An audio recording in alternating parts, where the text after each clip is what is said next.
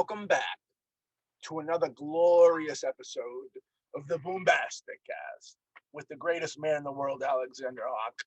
That would be me, yes. And the lowest man on the totem pole, Matthew Fisher, doing it big, trying to do it big, doing it big style, making it nice. You know what I mean? I wore a special hat, keep my brain warm so I can have good questions for this episode of the BoomBastiCAST. And what an episode it is. Alexander, tell the folks what we have in store for them behind curtain number one. Well, behind curtain number one, we are going to be interviewing Mr. Tom Proctor. Yeah. Now, for those who might or might not know, Tom Proctor has been in some great film and TV. He's been in, most notably, Guardians of the Galaxy. He has been in The Ballad of Buster Scruggs, and he also has been in a lot of great TV like Justified and Baskets. A very talented actor.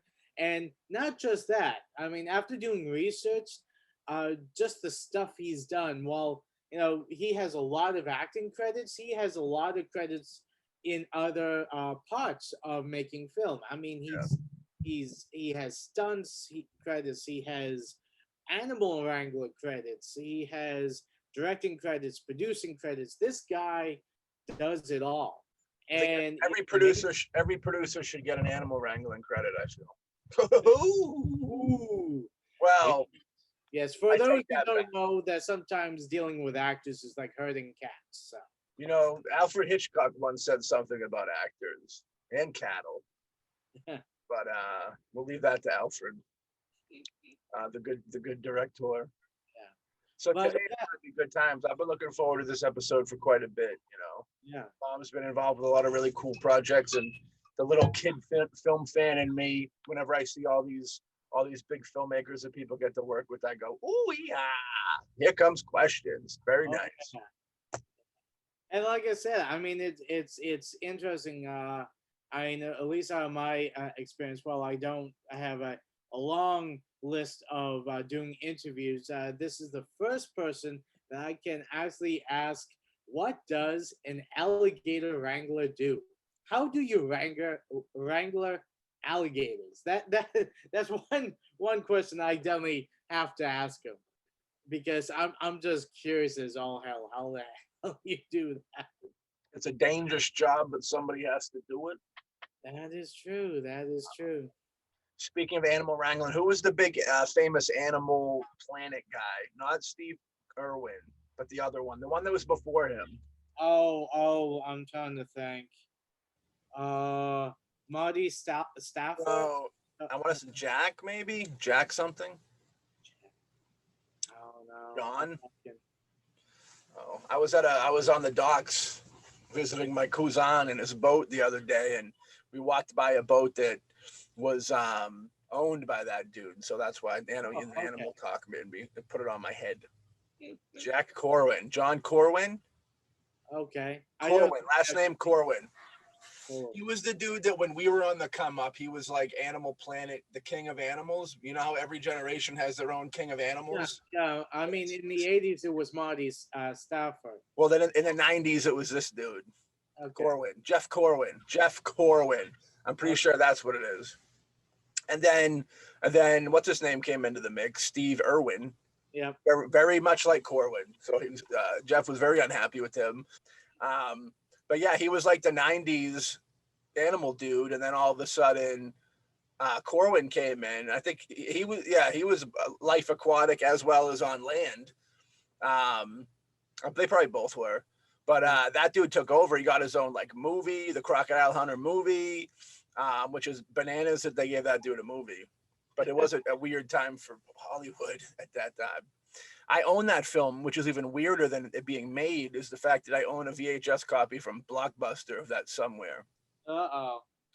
Which makes it. I'm gonna have to get myself a copy. I don't think I've ever seen it. I heard that he did a movie, but I haven't seen it. I never watched it, but I own it. It's one of those things. Without further ado, here is the world of Tom Proctor. But thanks for joining us. Sure. Yeah. No problem. I'm Matt. Nice to meet you. Nice Yeah, to meet you, Matt. I'm Tom Proctor. Good to meet you. yeah. Let's get right into it. Okay. I gotta say, one of the things is I was doing research and I have an honest question. Is there anything you cannot do? Is that a question to me or Matt? Yeah, it is. I can The do thing anything. is that I mean, you have like driven cattle. You've animal wrangler. You're also a MMA fighter. Honestly, from reading everything that I read about you, that your life sounds like a movie within itself. Yeah, I've been told that a lot of times. It probably is. You know, a lot of it I'd rather people didn't write about because I think I could still go to jail for that, but I'm not sure. I don't know what the statute of limitations is on some things, but Yeah. I will tell you, you ever watch what's Winnie the Pooh? Yeah.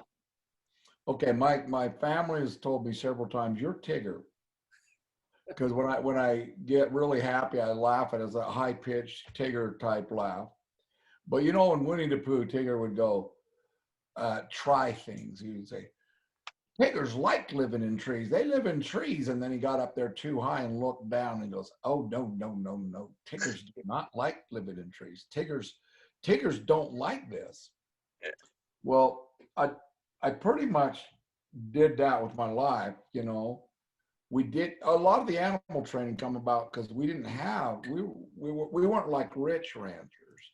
We didn't have, you know, 300 acres in Montana. We had a 40-acre family plot where we wintered, and then we ranged cattle and everything like that. So we didn't have Nintendo. We didn't have the video games kids got nowadays. And so my way of entertaining myself was, I'd find a baby raccoon that the mom had been killed, and I'd train it up to do tricks and train mountain lions and wolves. And my dogs that did a lot of movie work were operating on Boys Command, because a lot of my dog work with the movies was come from being lazy. Most people come up behind their cattle and they herd the cattle in front of them. Well, for me, that's eating a lot of dust. Yeah.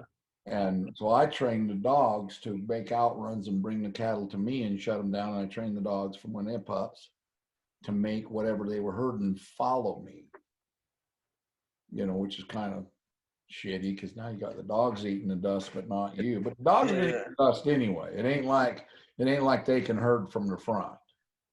Yeah. So it wasn't like I wasn't, looking for an out for them. And being, we had a very, very small town. Well, actually no town to start with. We didn't have a grocery store or nothing. One town over had this one building that was the designated karate school building. And that meant somebody was going to open up and try to have a successful karate school there every 6 months.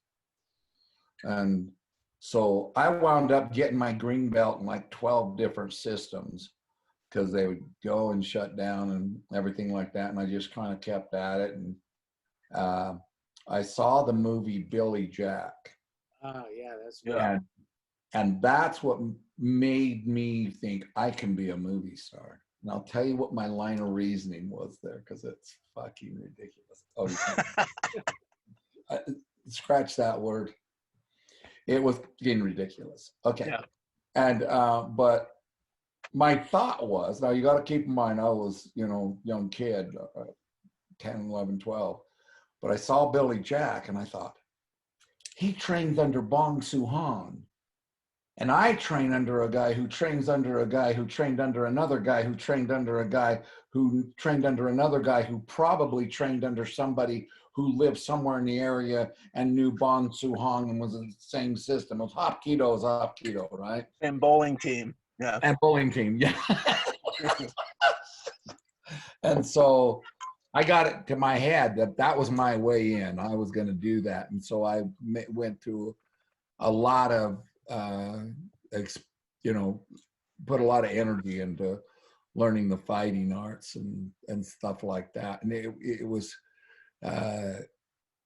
kind of funny because there was Stan Chinoff had a boxing thing in his garage. And so I learned to box, and they set up a fight at the Geneva Steel Hall. And I was like 9 or so.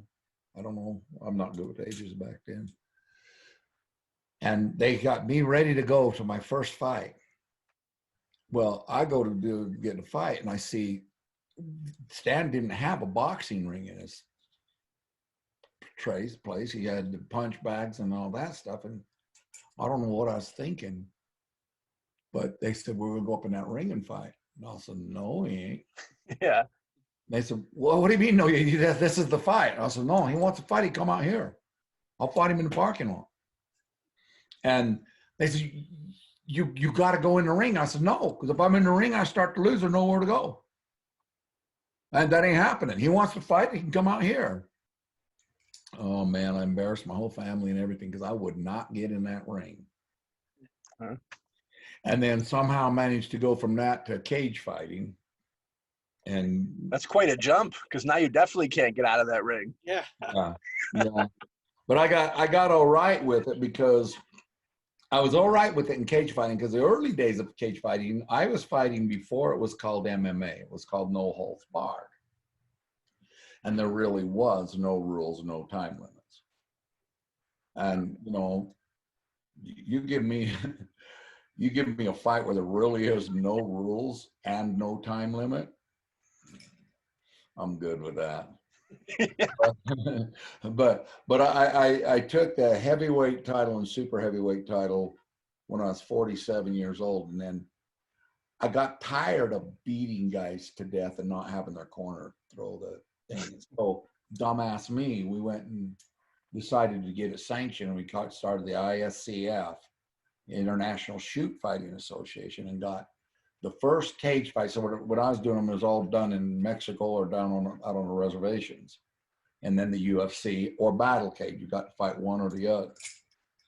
And I thought battle cage was going to do better than UFC, but it didn't. They did a couple of good fights, and then they become the something else fighting organization. Yeah. But it was kind of just crazy times. And then when I started the IFCF, got the rules made, got it sanctioned by the Boxing Commission, and my entire fight record went away because only 2 of my fights were sanctioned. So that it was like all the rest of them gone as far as legitimate fights go. And which don't matter. Your fight record don't matter. I pissed off Cameron Lee too when 1974 they were trying to set the rules, the precedents for martial arts in the Olympics. Yeah. Now you got to keep in mind that this time it's different now, but at this time a white American could not get to above 3rd degree in Taekwondo. They just wouldn't give it to them. Now you got 17-year-old karate bastards in Taekwondo. Yep. And they get their black belt in a year guaranteed. And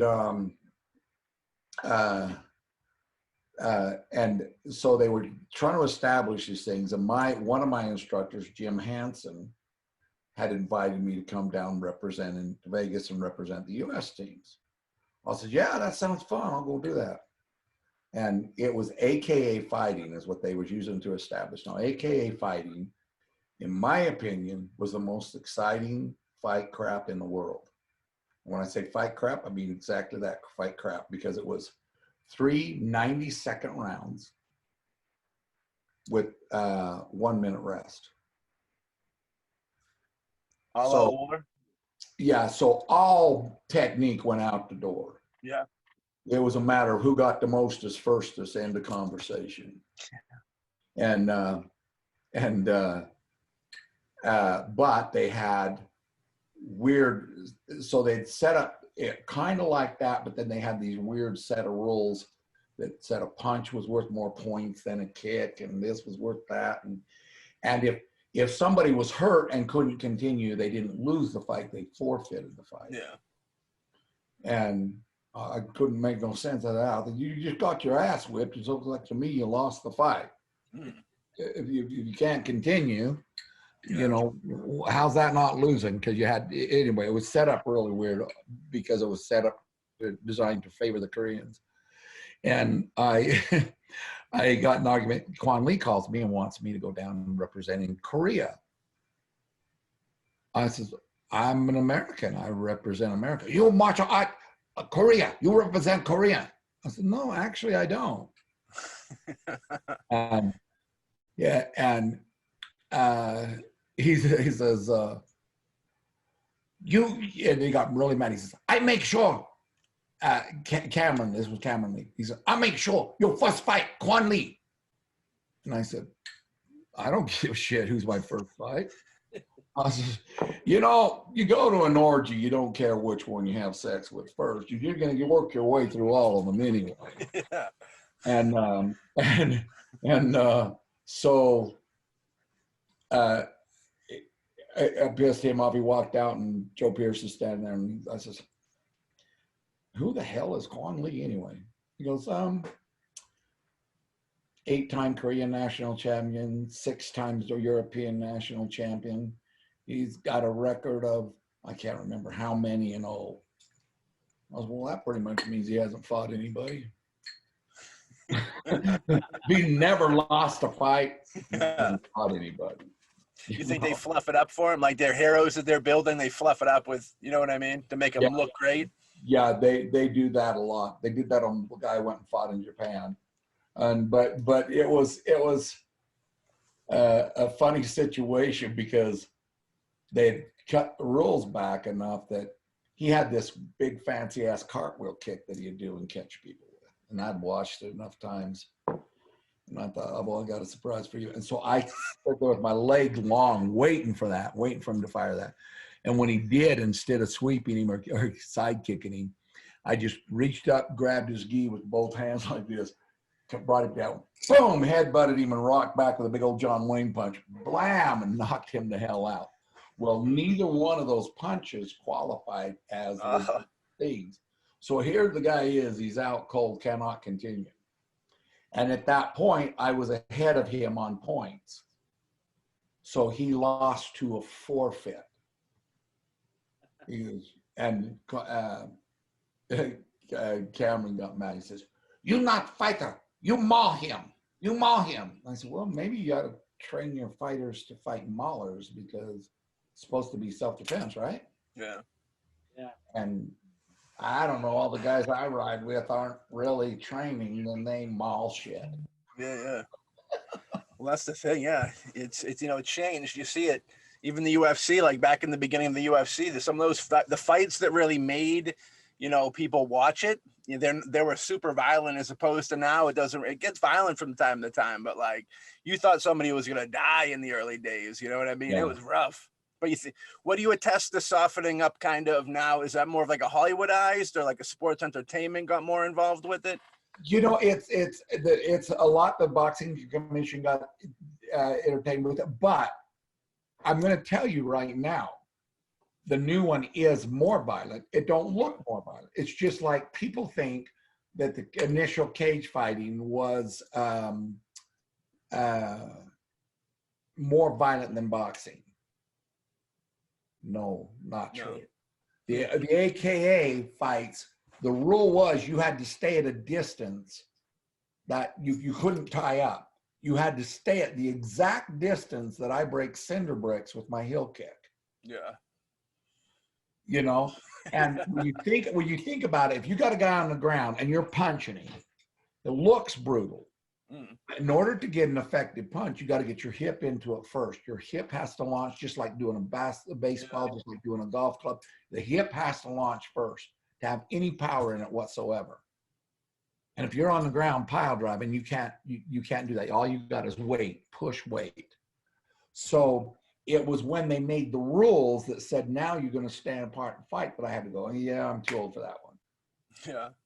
You know, as long as I trained in Cambodia and the Bokador and in Thailand, Muay Thai. So if I could do a Bokador tie up on the young guy and hang on him, they'll break that up now because it's too boring. Really? My fights were very boring. But I would hang on the younger guy until I saw him drop his mouth open and start breathing. Yeah. Then I'd flip him out and say, now we're the same age, let's do this. Yeah. I like that. Yeah. That's a good call. Get them down to your size. Yeah, it does. Along the, so you're seeing a better caliber of fighter now. They've got their diets right. Their things. I had guys training in my gym in Arizona, Absolute Martial Arts, that was there. Mark Kerr trained there. Tito Ortiz came there. Rico Rodriguez trained there. And they didn't have their diets really balanced out. Yeah. And a lot of them, I always loved it. There was a guy, Pat Singleman, I fought him 3 times, and he just kept thinking if he just did more steroids, he'd be able to beat me better. And the first time he fought me, it was a 1 and 30-second fight. He came back in, and I outweighed him by 5 pounds. I'd weighed in at 190. And he came back at 210, like a few months later. I don't even know what kind of steroids can do that. And we fought again, and it was a 45-second fight. He came back at 245. It was a 15-second fight. Yeah. He's definitely doing something drastically wrong. He keeps so those steroids really worked for him. I said, you should, next time before we fight, stick a few more needles in your ass. I think it's working. Well, hey, look at it this way. The more needles he sticks in his butt, the easier it is for you to knock him out and go take an early lunch, right? Exactly. Exactly. I know. So I had that going. I raced motorcycles. I did drag bikes. I was sponsored by Bull Taco of Utah. That tells you how old I am. They don't even make Bull Tacos anymore.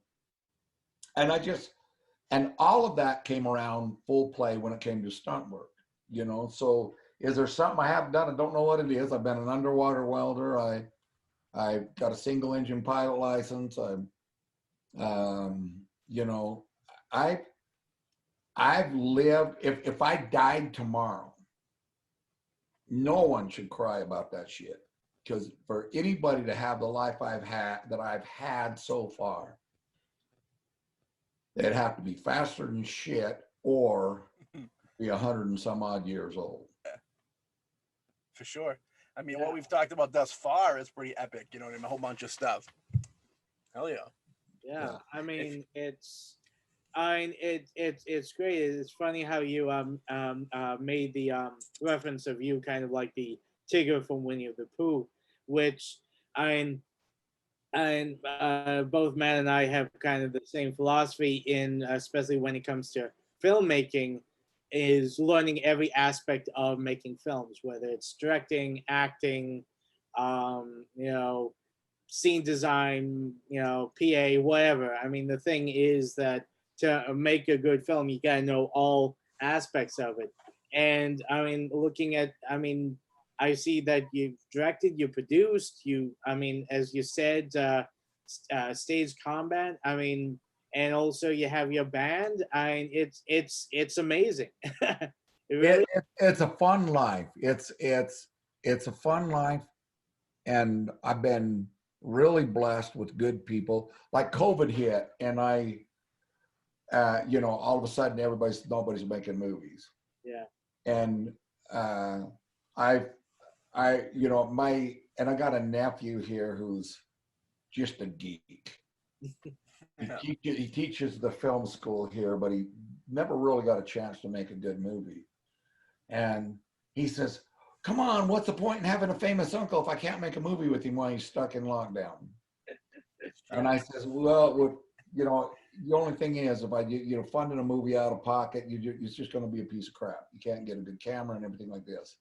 He shows up, shows me this footage, and he says, "What do you think this was shot on?" I said, "I know what that was shot on. I can take one look and tell where that was shot on." He goes, "Okay." I said, "Shot on a red," or, you know, named a few other high-end cameras. He goes, "No. This was shot on the Black Magic Pocket Cinema." Yeah. And I said, "Are you kidding me?" And then they just come out with the 6K, and found out I could buy that camera and all the prime lenses for less than what you used to rent a package for. Right. And we had a lot of fun with that camera. We shot a campfire scene here that literally the only light we used was the campfire. The latitude is phenomenal on it. Mm-hmm. Yeah, the technology is good with that. Yeah. Yeah. So where's is that gonna be? You gonna put that in some festivals, or is that just kind of a thing you guys want to do? We had when we got done, we had one more scene pickup shot that we had to use, and that's a near drunk driving near miss type thing, and we're going to shoot that last week. And I went out in my being here in southern Utah where it's hot, my tires had dry rotted and gone flat, so I postponed that a little bit. I got it down getting new tires put on it, and then I'll run it to my editor, which is in California. Yeah. And you know, that's you've asked if there's something I don't do. I do not edit. You can have that. I mean, I'll edit my little shit for, you know, I've got, you know, a little show I do in my garage, a Tom Proctor show on YouTube. Hell yeah. And I'll edit that, but even that I've talked my nephew into taking care of, because editors have at birth had their brains removed and the cyborg unit put in. It's true. That's just all there is to it.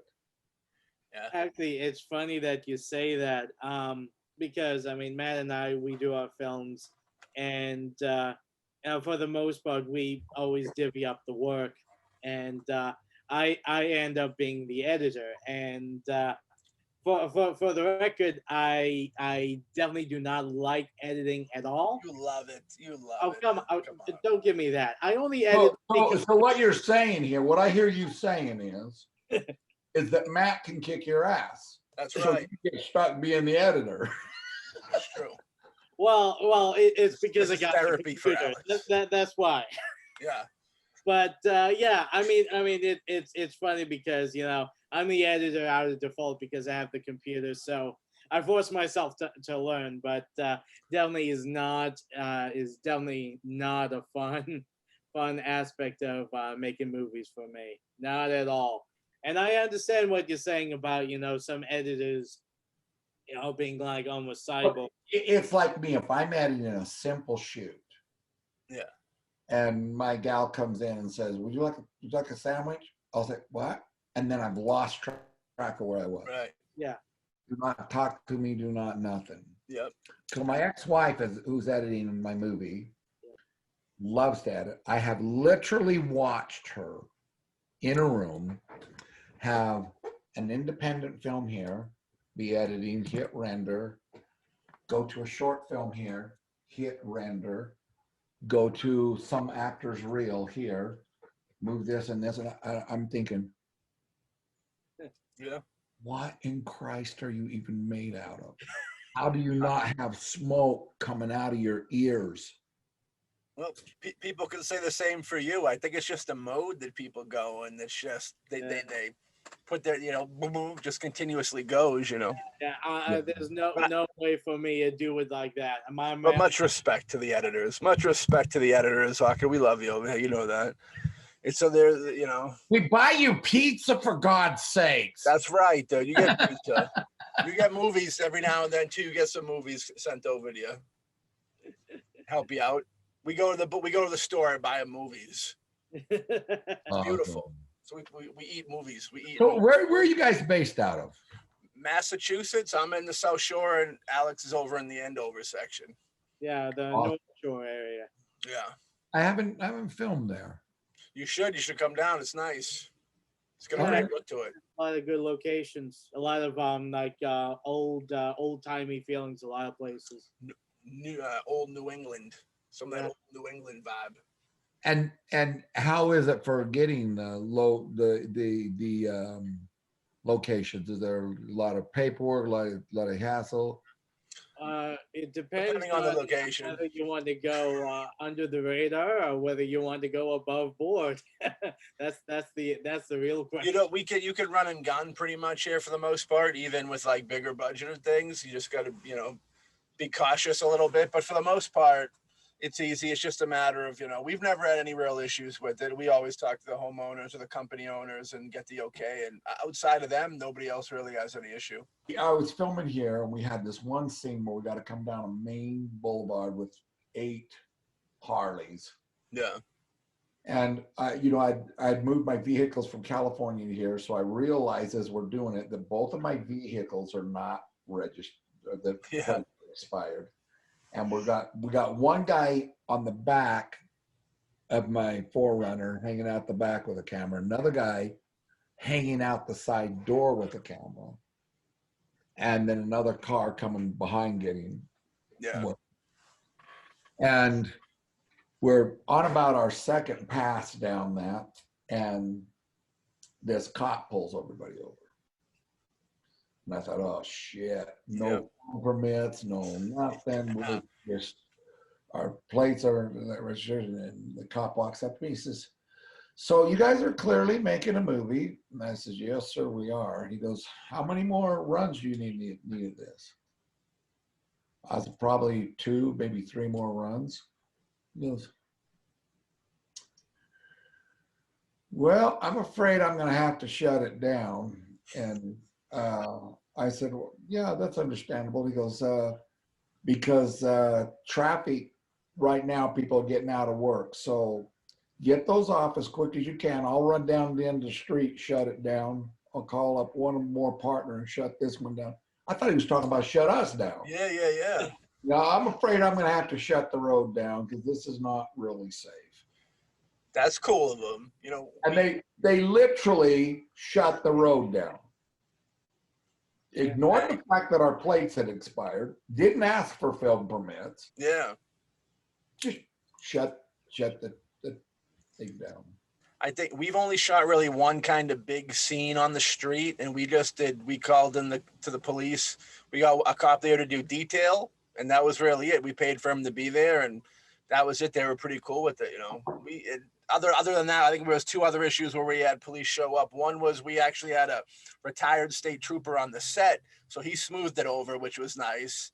And then the other one, we're in this town that people like to get shot and killed in a lot, and we had a gun on us, like not a real gun, but we had like a prop gun with us.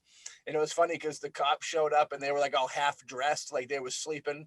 And they were like, "Oh, we figured you guys were just making a movie, but when they say they got a gun out there, we gotta go."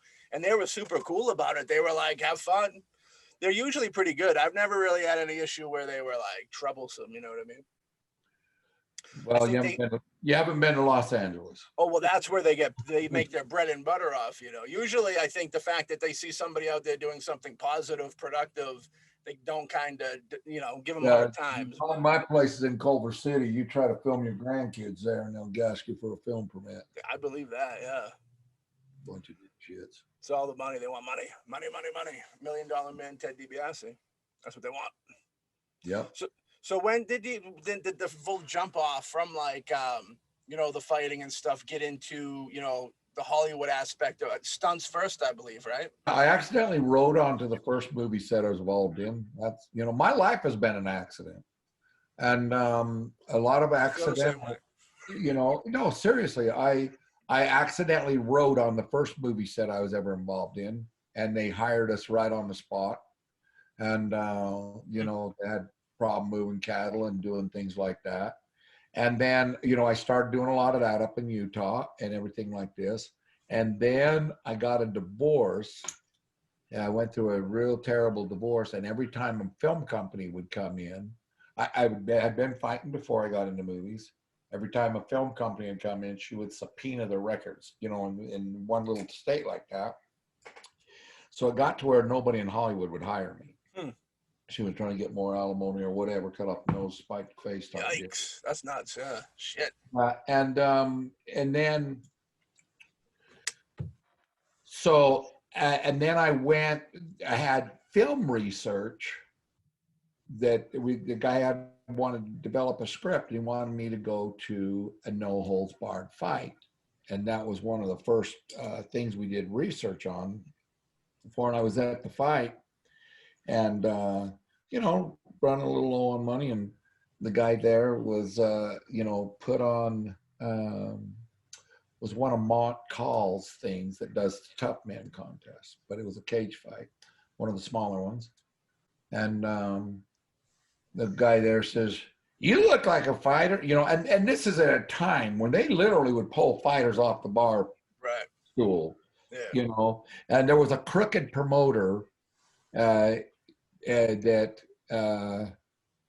would literally, he also ran a jiu-jitsu school, so he'd get guys right off of the bar stool to fight, you know, against his guys. You know, we used to do a thing on YouTube and say, you know, where we mimicked him and would say, you know, in this corner we have the jiu-jitsu fighter. He's 17-0. He's been training for 40 years. He's fought everybody from Godzilla to King Kong. And in this, you know, from my school, my dojo, which is the greatest dojo in the world. And in the other corner, from that bar stool, we did help carry him over there. But he's almost sober now. He's ready to go.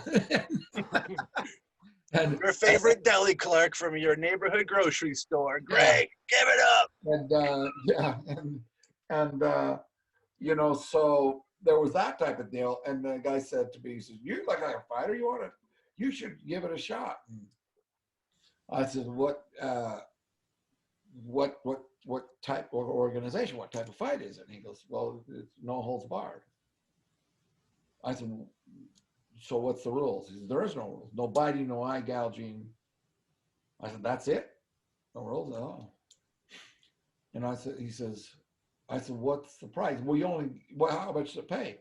He said, "Well, if you win, you get $3,500. And I said, how many fights is that to a win?" He said, "Well, you'd have fought 3 times, maybe 4 if they pull in an alternate." And I'm sitting there, my little girls, I was trying to figure out how I was going to get the money to get my little girl's braces taken off and done. And I go, "So let me make sure I understand you. I get no rules. No buzzer's going to go off. There's no time limit. And I beat up 4 guys tops, maybe only 3, but I beat up 4 guys, and you're going to give me $3,500 cash today." He goes, "That's right." I said, "I'm in." Yeah. Count me in. I assume there's a mentality, like the 2 mentalities. There's people that are strictly ready to go to war, and then there's people that think it's fun that are like, "Yeah, we'll do this on a Saturday or whatever," and those people get like annihilated. You know what I mean? Yeah, there's the respect issue. My ex-wife did not get the respect issue. She just thought it was a fight, like a street fight. Yeah. Because one time I was there, I had trained some guys, fighters. I trained, you know, Shannon the Cannon, you know, a bunch of people there in Arizona. And I had my fighters to a fight. I wasn't planning on fight. And this guy that we call Pinky,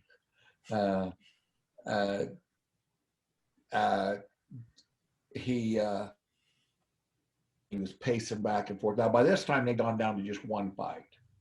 They got rid of the tournaments, and you fought one fight, and winner, you got so much for losing and so much for winning. You got so much to fight. You got more if you want. Yeah. And this guy Pink is just pacing. He says, "Oh fuck! Oh, sorry. I don't know. I know you're That's all recording. good. Yeah. It's cool. You know, he's just pacing, and he's all upset. And he goes, I said, "What's going on?" He goes, "My guy got in a car accident on the way here. He said, I don't have anybody to fight." He said, I can't make my rant. I can't make rant. I got no one to fight. They're trying to find somebody. I got no one to fight. I said, "I'll fight you, Pink." He says, "You will?" And I said, "Yeah." And he goes, "Oh man, thanks, man. Thank you." And my poor ex-wife just went, "Did he just thank you for agreeing to fight him?" I said, "Yes, because that's how he gets a paycheck." Yeah. She goes, "Well, I thought you two were friends." I says, "We are. I love the man." "So you're going to let him win?" I said, "No, I'm going to kick his ass. Yeah. But he'll still get a paycheck." Right. Yeah, it's a performance. And- It's like a lack of a better word, it's a performance you guys are doing out there, you know what I mean, for people. And there's no bad blood, even though you're going, fisticuffs. There's no bad blood If you there. go fight in Japan or Thailand, Yeah, you'll be embarrassed at how the fights are handled here. really. Such a huge level of respect. We went over and fought in Japan, and we coming out, and my fighter lost. And he lost bad. It was a war, but he lost. He was just, the guy just had his number. That just happens. Anybody can have an off day. Yeah. And I'm not even sure it was an off day or this guy's deal. He just had him figured. And when we went to walk off, the whole crowd was, cheering and everything like that. And my fighter was, "They know we lost, right? Yeah. They don't care. You stepped up to the plate." I fought this one fight in Kansas. I think it was Kansas or Kentucky, somewhere in the South. 19-year-old kid. And I'm automatically thinking, I've been fighting longer than this kid's been alive. I'll bitch slap him and go home here early. Yeah. And it didn't work that way. That kid was all over me, and I was totally losing that fight. It just wasn't happening. And he stepped in to throw a jab, and we both sweating, and he slipped on that sweat spot. And when he did, his chin came up, and I dove with everything I had, figuring that this kid is not ever going to bring his chin up again. This is a one-time shot. Throw everything, dive everything you got, and I'm wide open because I'm totally committed to dive in on that shot. That's the difference between a boxer and a Muay Thai fighter and a MMA fighter, a cage fighter. Cage fighter is an opportunist. The others are skilled fighters. I hit that kid and knocked him out colder than shit. And, got walking out of the thing.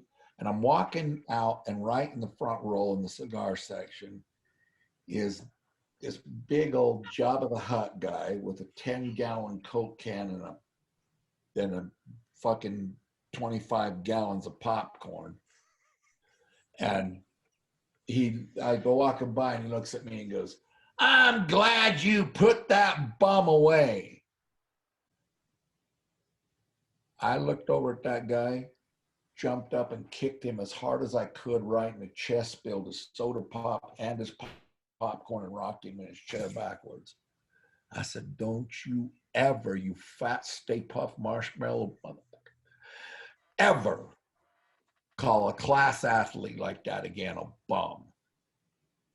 Your ass barely fits on the chair. You calling him a bum?" Of course, security escorted me out. And You could have stopped his heart. What do you think the difference is with the cultures like that? Why there's more respect over there than there is kind of over here in certain days? because over here they think we're fighting. Yeah. You want to see what I fight like? Break into my house. Right. You want to have a good time? Get in the ring with me. Yeah. I get in the ring with my daughters. I get in the ring with kids. We have fun. Yeah. I'll get on a jujitsu mat with anybody and we'll have a good time. Now you want to fight, one of us is not going to have a good time. Right. Me, I'm going to have a good time either way because I like fighting. Yeah. And that's the problem with dealing with somebody like me. And there's very few people that are really true blood like fighting. And I explained it to a guy one time when he was bullying a guy and I smacked him and he wouldn't get back up. I said, oh, so you're not really a fighter. You just wanted to bully this guy. He goes, no, I'm a fighter. I said, then get off. Like, yeah, I got no air. I can't. I said, a fighter would get back up. Yeah. And I explained to him, I says, here's how the fighter, a true fighter, looks at life. And I got a cousin that has no training. And I'll guarantee you don't want no part of him because he's a true fighter. Yeah. And a true fighter looks at fighting, sex, and pizza the same way. Pizza, the more toppings you have, the better. Yeah. Sex, the more people you got coming at you, the better. It doesn't matter if you're on the top or you're on the bottom. Doesn't matter if you're winning or losing. You're still having pizza and sex. Exactly. If it matters to you whether you're winning or losing, if you're not having a good time when you're losing, you're simply not a fighter. You probably shouldn't do that. Yeah. You should find another trade.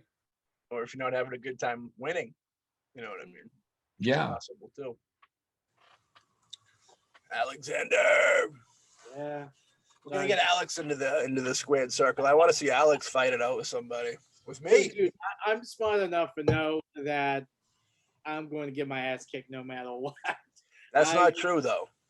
My friend over here has bottled up a lot of aggression throughout the years, and I think he would do some damage if ever put in the squared circle. Yeah, you never underestimate anybody. You know, Right. the Glocks fit in your pocket. They fit in your, you know, there's you know. Yeah. I tell people that all the time. I go, you know, a 9-year-old could walk up to you and kill you at this moment. You never even see it coming. Yeah. Well, I mean, personally, I like to try to hopefully limit the chances of anything like that happening. Wow. But I gotta say, That's what I like about doing music. oh, music is Nobody can fight and dance at the same time. True. That is true. That is true. Unless it's in the mosh pit. They figured Yeah, it out in the mosh pit. Yeah, the mosh pit. But you know, when you go into the mosh pit, you know that's kind of like getting into the ring. Like you know what could happen while being in there. Even though we see people that don't want to be in there go in there all the time and you know what? You know what though that I've noticed as I go across this country doing my music and everything. Here's what I get. You know, everybody. They pretty much had me convinced that the country was real divided and we all hate each other. Mm. But when you load up your guitar, your Harley, and more guitars in your trailer and go across the country, just playing everything from campfire spots to little tiny venues. Yeah. You find out the country's not really that divided. Yeah. And another thing that I've been doing and having just fun with it is because I think we're at a point where we need to heal, you know, get back to Happyville. I'll be somewhere and somebody will say, man, I love that you're just, you know, going out and playing and doing these songs and you're doing everything like that. And I say, well, so I wish I could do that. I said, you can go get your guitar. Well, I don't play a guitar. Well, go get your guitar. Well, I don't play. I said, I didn't say you played. I said, you have a guitar in your house. Go get it. Most of the time, I'm right. They've got a guitar in their house sitting somewhere that they haven't played. Yeah. And I said, why don't you play it? He says, it's just, you know, it's just really hard. It's, you know, it's something, you know, they think there's some rocket science to it. I won my guitar in an arm wrestle 8 years ago. Never played before that. 6 years later, I did recorded an album in Nashville with remaining of the Dance Hall Doctors, Tim McGraw's old band, Billy Mason, Mark Cordetti, Mark Thomas,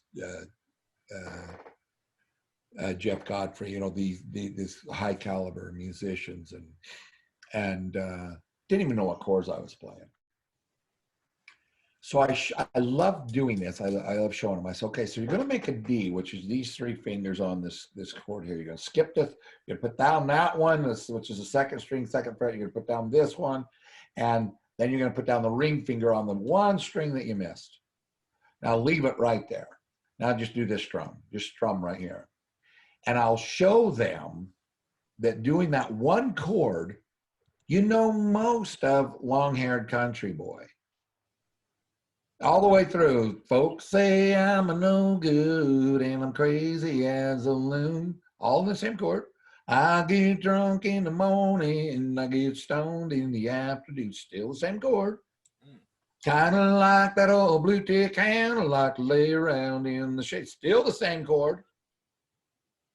And then I show them, you move just these 2 fingers up to these 2 strings. Now you got a C. You move these 2 strings up to these 2 strings and you got a G.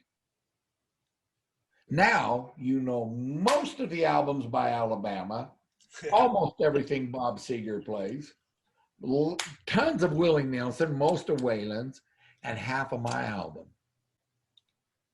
And I'll show them, the difference between, can't you see, Lord, can't you see what that woman's been doing to me? And Sweet Home Alabama is how you pick it. And I thoroughly enjoy the private messages and the things I get where guys will be saying, hey, thanks, man. We have never used our fire pit. Now our family goes out there and we use the fire pit and sing. And so some of my family don't want to sing because they sing off key. I said, there is no such thing as singing off key. You're singing. You're singing. Open up and do it. Yeah. Just open up and do it. I've proven, down here, especially southern Utah, the weather gets really dry. So on the 3rd set, my voice will just go. And I open up and do it anyway. Yeah. And everybody loves it as much as they did those ones where the voice was there. The ones where they're not, they're perfectly okay with that. It's something. Music is an easy way to have fun, share with family, and get. And another thing is I like that over making movies because I'll get all the time. My friends will say, "Oh, dude, I saw you in this movie. You were amazing. You were great." A movie I did a year ago or 2 years ago, or a television series or something. And I'm a little bit of a narcissist, so I think, I wish I'd have been there to see you seeing me in that movie. Yeah. I wish I would have got that interaction and thing. But in the crowd, I get that interaction.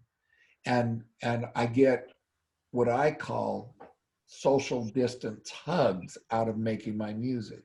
Yeah. Because you're out there and you connect with people, you touch them, you do something that right now is missing terribly in our society. Yeah. One of the things that's been really overlooked, everybody's talking about COVID and this and that and everything, the deaths caused by COVID, the vaccine versus not the vaccine, and all the political horseshit with it. And what's been totally ignored is the number of COVID-related suicides. I'm working right now with a foundation called Life's Worth Living that does suicide prevention. And just in talking with this man, just simple little things that you can do to help prevent suicide in a friend or whatever. And it was amazing the things that I didn't know. And in this day, and you run into people, I'm sure you have, that just seem so depressed. You go, well, I'm worried. I'm worried, but you don't say nothing. what this organization does is encourage you to say, hey, are you thinking about suicide? That's the first step. Yeah. Just go ahead and ask them. And, you know, like, and a lot of people don't ask that question because they don't want to know. Like right now with Matthew, I'm sitting here thinking, I would like to ask him if he's visualizing me naked, but I think, no, I probably am, yeah. I would probably rather not know. You know, Yeah, there's something that's just better that I don't know. And seeing like that's a little example right now where my way around confronting something like that head on is to make a joke, just like I just did right in the middle of something very serious. But then they say the next thing to do is to say, so if you've thought about this, have you planned it? Have you planned how you'll do it?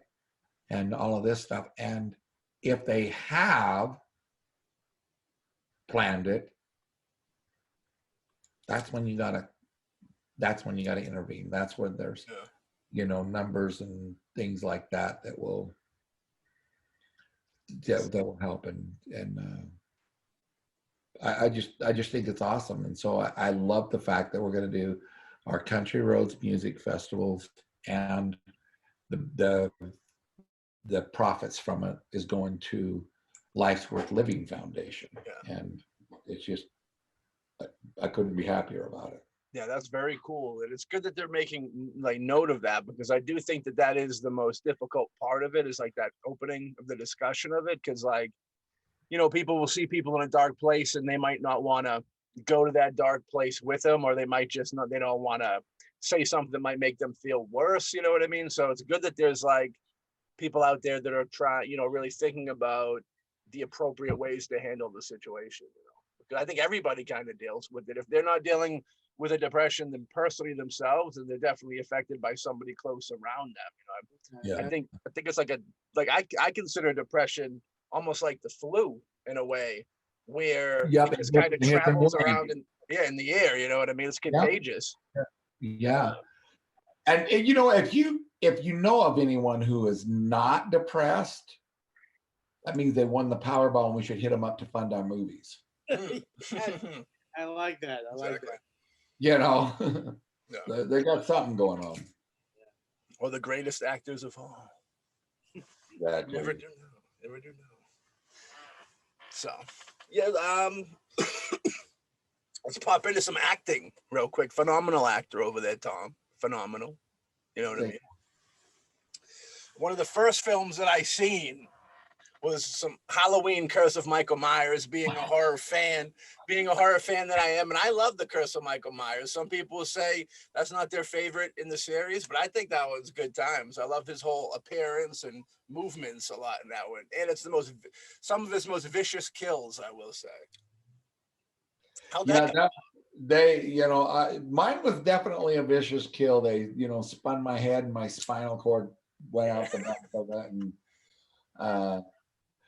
you know, that was the first time they ever talked me into doing conventions. And here's what you'll find interesting. So people started approaching me to do conventions after I did Runaways, Marvel Runaway, and Guardians of the Galaxy and stuff like that. But at the conventions, still today, my number one selling snapshot is Halloween 6. I believe it. A movie I was in for 30 seconds. It's the fandom of that, you know, how those horror fans love the it. first guy that got me to go to, he kept calling me for the 10 years of terror and the 15 years of terror, you know, and said, well, you ought to come to this. I said, I think you got the wrong guy. I was in for like 30 seconds. Nope, you got people that want your autograph. And I said, I was just sure that he confused me with someone else. Yeah. You know, and finally it was on the 25 years of terror that he calls me up and he says, look, here's the deal. People are taking pictures with your goddamn head, and your head made $6,000 at the last convention. Your head, which we have. Yeah.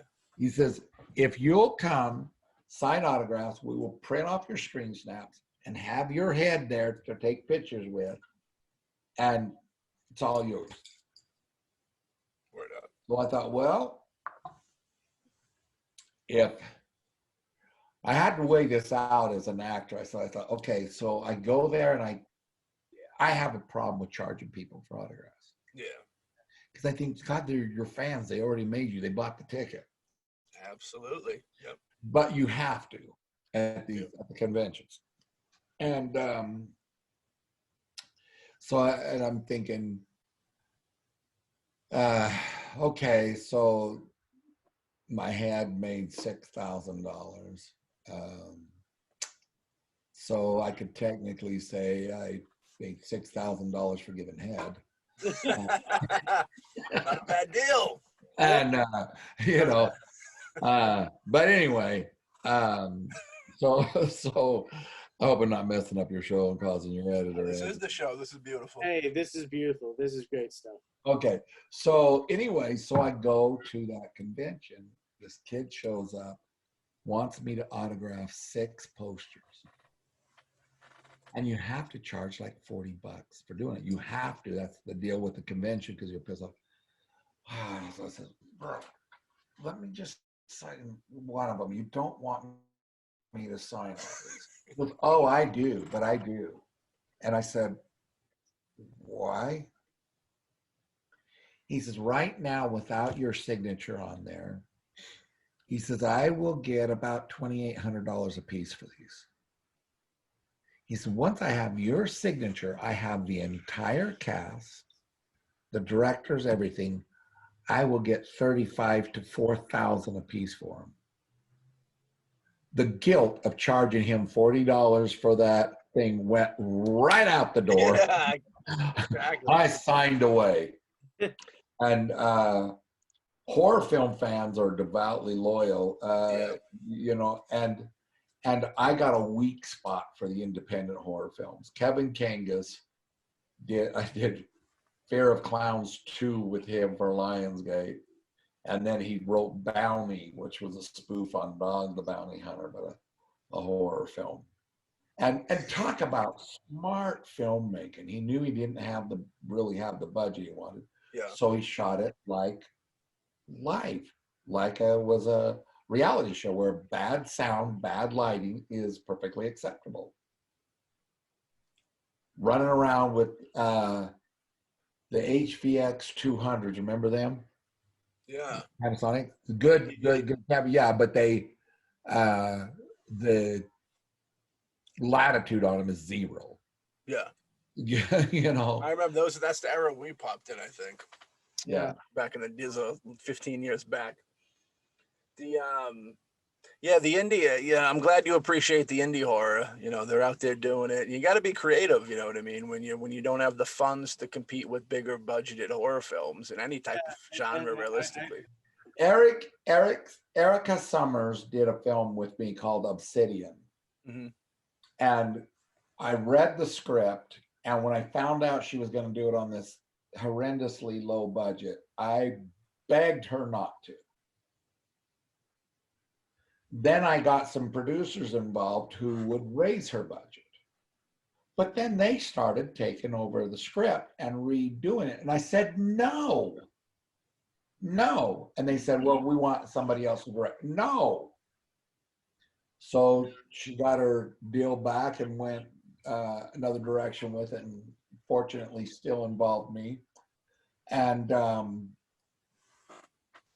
but I was on the set of Swamp Thing. And I was on the set of Obsidian, where she made the creature. Yeah. I'm sorry, but her creature was more impressive, more real than their creature. Yeah. I was mind blown. And she literally, a 2-man, you know, she had a lighting person, she's the director, camera, everything. But I got a soft spot for the indie films because I just like to help the underdog, but especially when they've got a great project, you know. And I talked to a guy the other day, and he's got this project he wants to do, and I said, "This is really well written."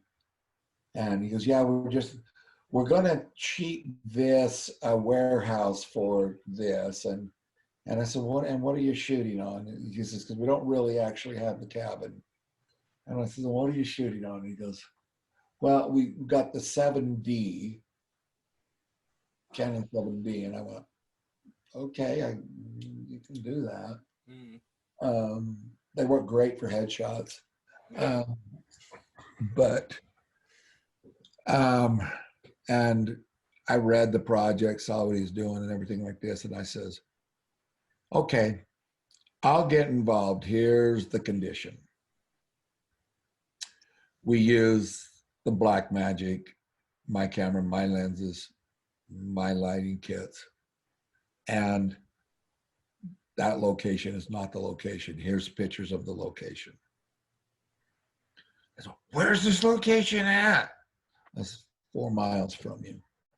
He goes, "Are you kidding me?" He says, it looks haunted. It looks like a hellhole." And I says, "It is. And it might be haunted." It could very well be haunted. I do know for a fact there was a gunfight in that living room and 6 people were killed. It's haunted then, yeah. And you know what his question was to that? What? He goes, "Did you kill him?" I said, yes, I did. Well, you know, I see what you think of me, but no. Tell him you killed him. Flip it on him and say, "No, you killed him. You don't remember that night?" Remember that? Yeah. That was a crazy night. Very crazy night. Yeah. Yeah, it's good though, the indie fee. You know, that's a lot of the. It's tough because, you know, when more money comes into it, like you said, more producers come in and they want to kind of tweak it, and you almost can't blame a producer because they're putting money in and they want to, they want to be creative as well, but you know, they're kind of, there's a yin and a yang. There's like the funds and then the creative, and they got to work together to make the good product. And sometimes, If the producer brings the funds, then they can call themselves a producer. But every time I see a producer wanting to get involved, I've had producers want to get involved in my albums, want to get involved in my shit. And I said, "What exactly is it that you're going to produce besides a business card that says you're a producer?" Yeah. And the receipt for what you got to pay him. Yeah. Yeah. That's the bottom line. And that's like, nah, I'm good. Yeah, it's very tricky. And with music, I've never done the music thing, but I can only assume because music, you know, it feels a little more intimate than film can be. Like if you hit film right on, you can hit that emotion, you can tap into that emotion. But I think with music, you know, it's a little not easier, but like it's more, you know, there's a thing they say about how music is, it's like magic where you can't physically touch it. You know what I mean? You can't see it, but you can feel it like in your heart. You hear it and it makes you feel all these emotions. Yeah, I had a trouble with the studio in Nashville this time around because I couldn't get them to grasp the vision of my music. So here's what happened. After I'd won my guitar, I was down in New Orleans, and I lived in the Treme because I didn't have a lot of money, and I'd be playing my guitar, and there was this guy next door that would be just rattling off these heavy metal leads. It was the most nerve-wracking shit on the planet. And if he didn't shut down at night when I wanted to go to sleep, I would go tell him, "You got to shut down. I need some sleep." And he was a ex-Marine that was in a wheelchair. And he come over and says, "Dude, you got to come play with me." He made his living as a street musician. And he'd go down there and just rip off these heavy metal leads. And I think most of the tips he was making was because he was ex-Marine, and the businesses there were saying, "Oh my God, that guy plays anymore." And that, you know, they just didn't really necessarily want him there.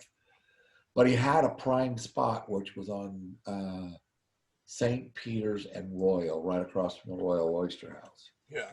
So a lot of foot traffic, everything like that. He says, "Come play, we'll make a lot of money." I said, can you play country leads? No, but it won't matter. Yeah, it'll matter. So finally, I decided just to do it, to help him out. He went down there and he was hammering off metal leads to my country music, and it worked.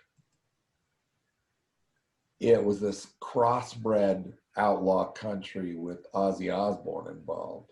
Yeah. And when I tried to, so that's what I hear in my head. And when I tried to explain that to them, they had a rough time getting it. I've got one song that's coming out that you'll hear and you go, oh my God, it's an Ozzy Osbourne type lead. And it's got 3 black gospel singers. And everybody said, nobody will know what genre you're in. I said, I'm okay with that. Still, nobody.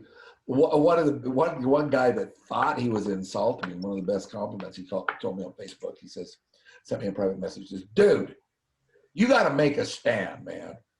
With your comments, I can't tell if you're a Republican or a Democrat. I said, well, thank you. Yeah. I want to be. But thank you.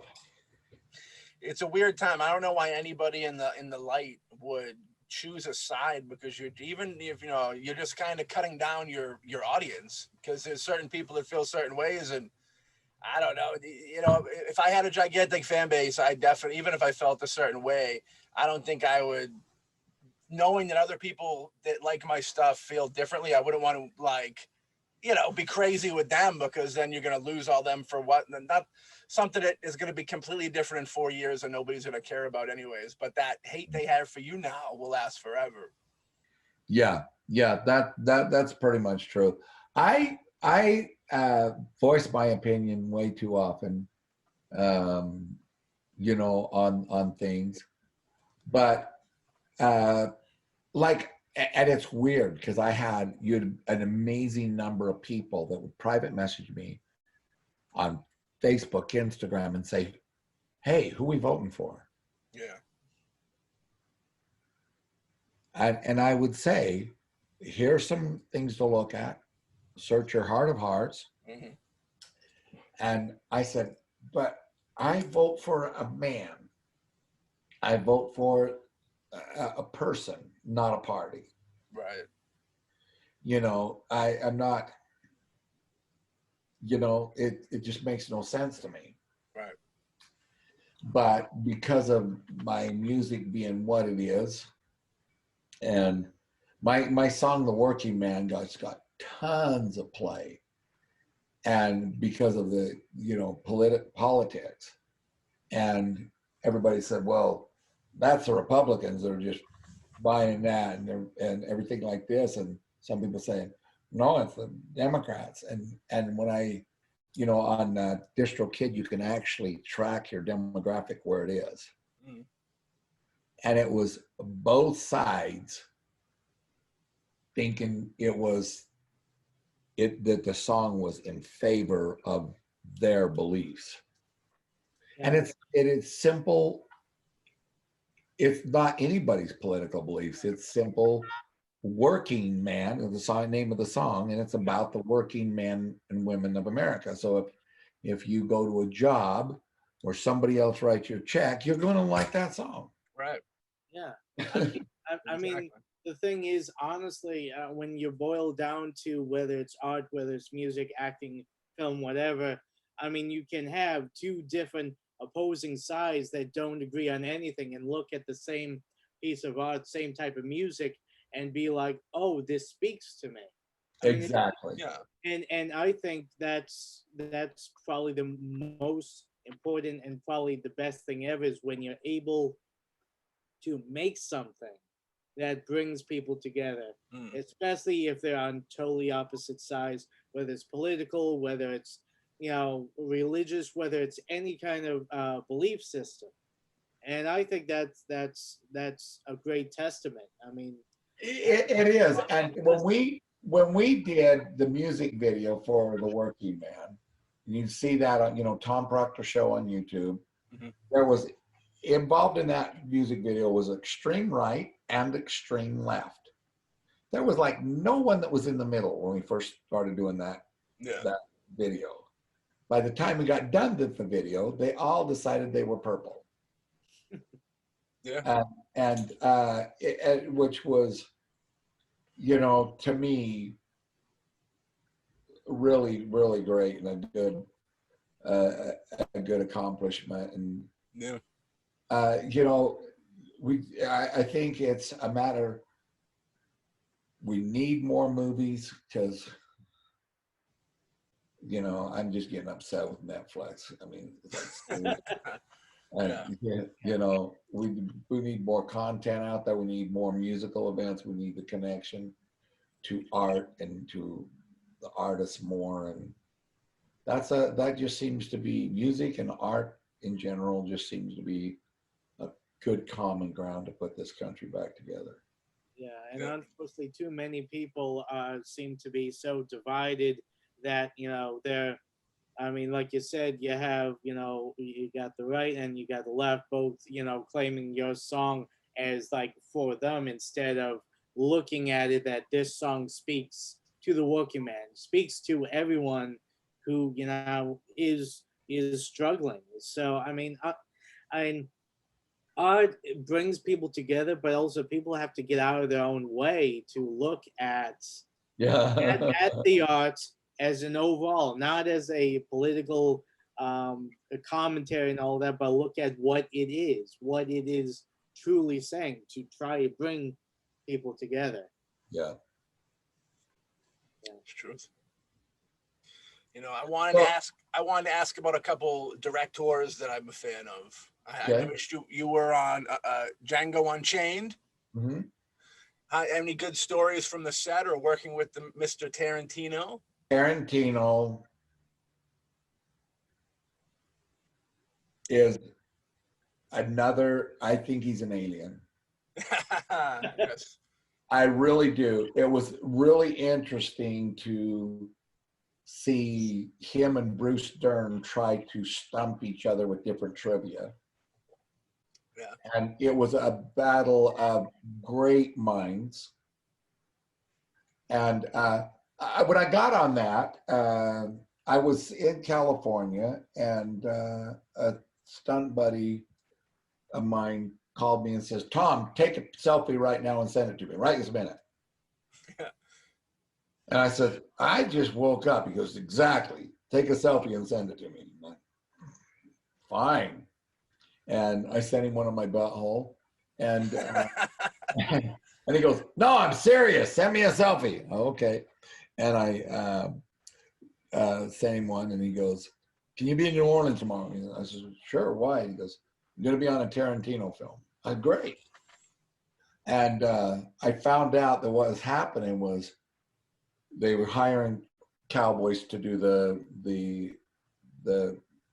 Ku Klux Klan and horsemen, and they wanted guys on horseback. And Tarantino says, "Don't we have any ugly cowboys? We need. I mean, these got to be ugly men." And Tarantino and my friends, "I know where we can get you an ugly one." and he had me send him that picture, and but he would on set several times go, "Where's my ugly guy? Hey, okay, you're right up front. You come up here." And he has this tendency to.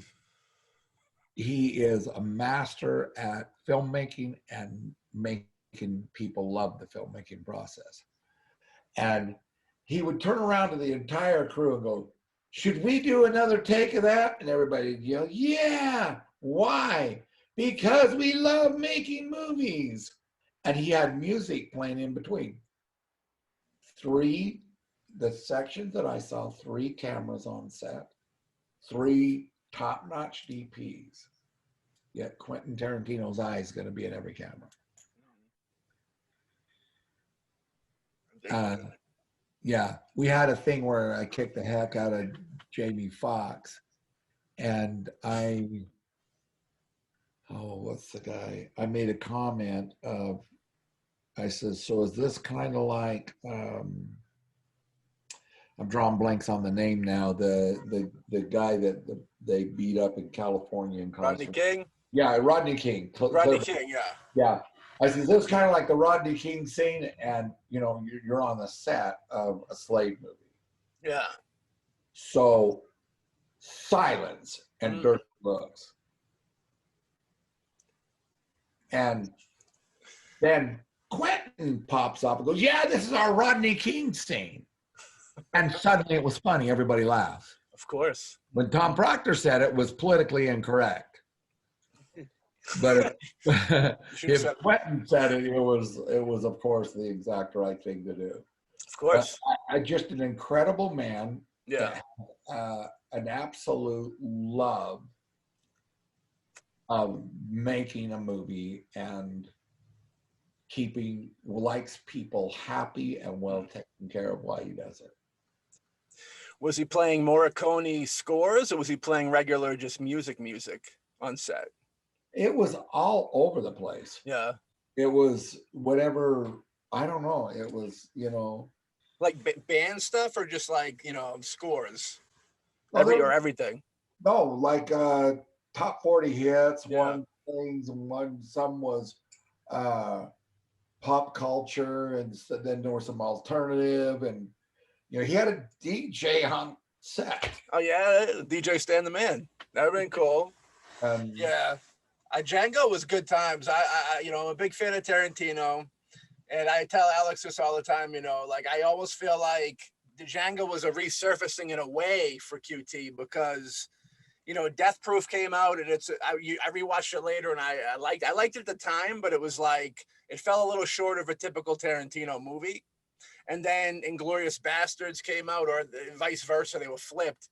And with Inglourious Bastards, I remember like half of the movie was really good, and then the other half I wasn't, you know, jiving with. But when he did Django, I was like, all right, he's back in action. You know what I mean? Like, Django is probably one of my top 3 favorite films of his. You know, great movie. Yeah, Tarantino's the man, you know, and he's, you know, I'm glad that he has a good environment like that. You know, I've heard he's a big film fan himself, so like, it's good that you don't hear bad stories. No, he is what his position has not gone to his head. Yeah. Other than the fact that he thinks budgets does not apply to him. Right. Yeah. And if you make the kind of money that Tarantino does on his films, then budgets probably don't apply to you. Oh yeah. He's one of the, you know, it's funny because Tarantino is one of those dudes that some people like to hate every now and then for whatever reason. We love him here. I said what I said about those films, but we still love him. But yeah, Tarantino's like, you got to respect it. You know, he kind of came from nothing. And he went to the heights. Like, there's none bigger than Tarantino. You know what I mean? Yeah. Yeah, it's cool. And, you know, you can always, if he puts out a movie, you know, you're not going to be disappointed. If you're going to go see it, you're going to have fun. You're going to enjoy it. You know what I mean? Which you can't say that for everybody making films nowadays. Yeah, I've worked with some really great directors, and then there were great directors, and I've worked with great directors that were also great people, and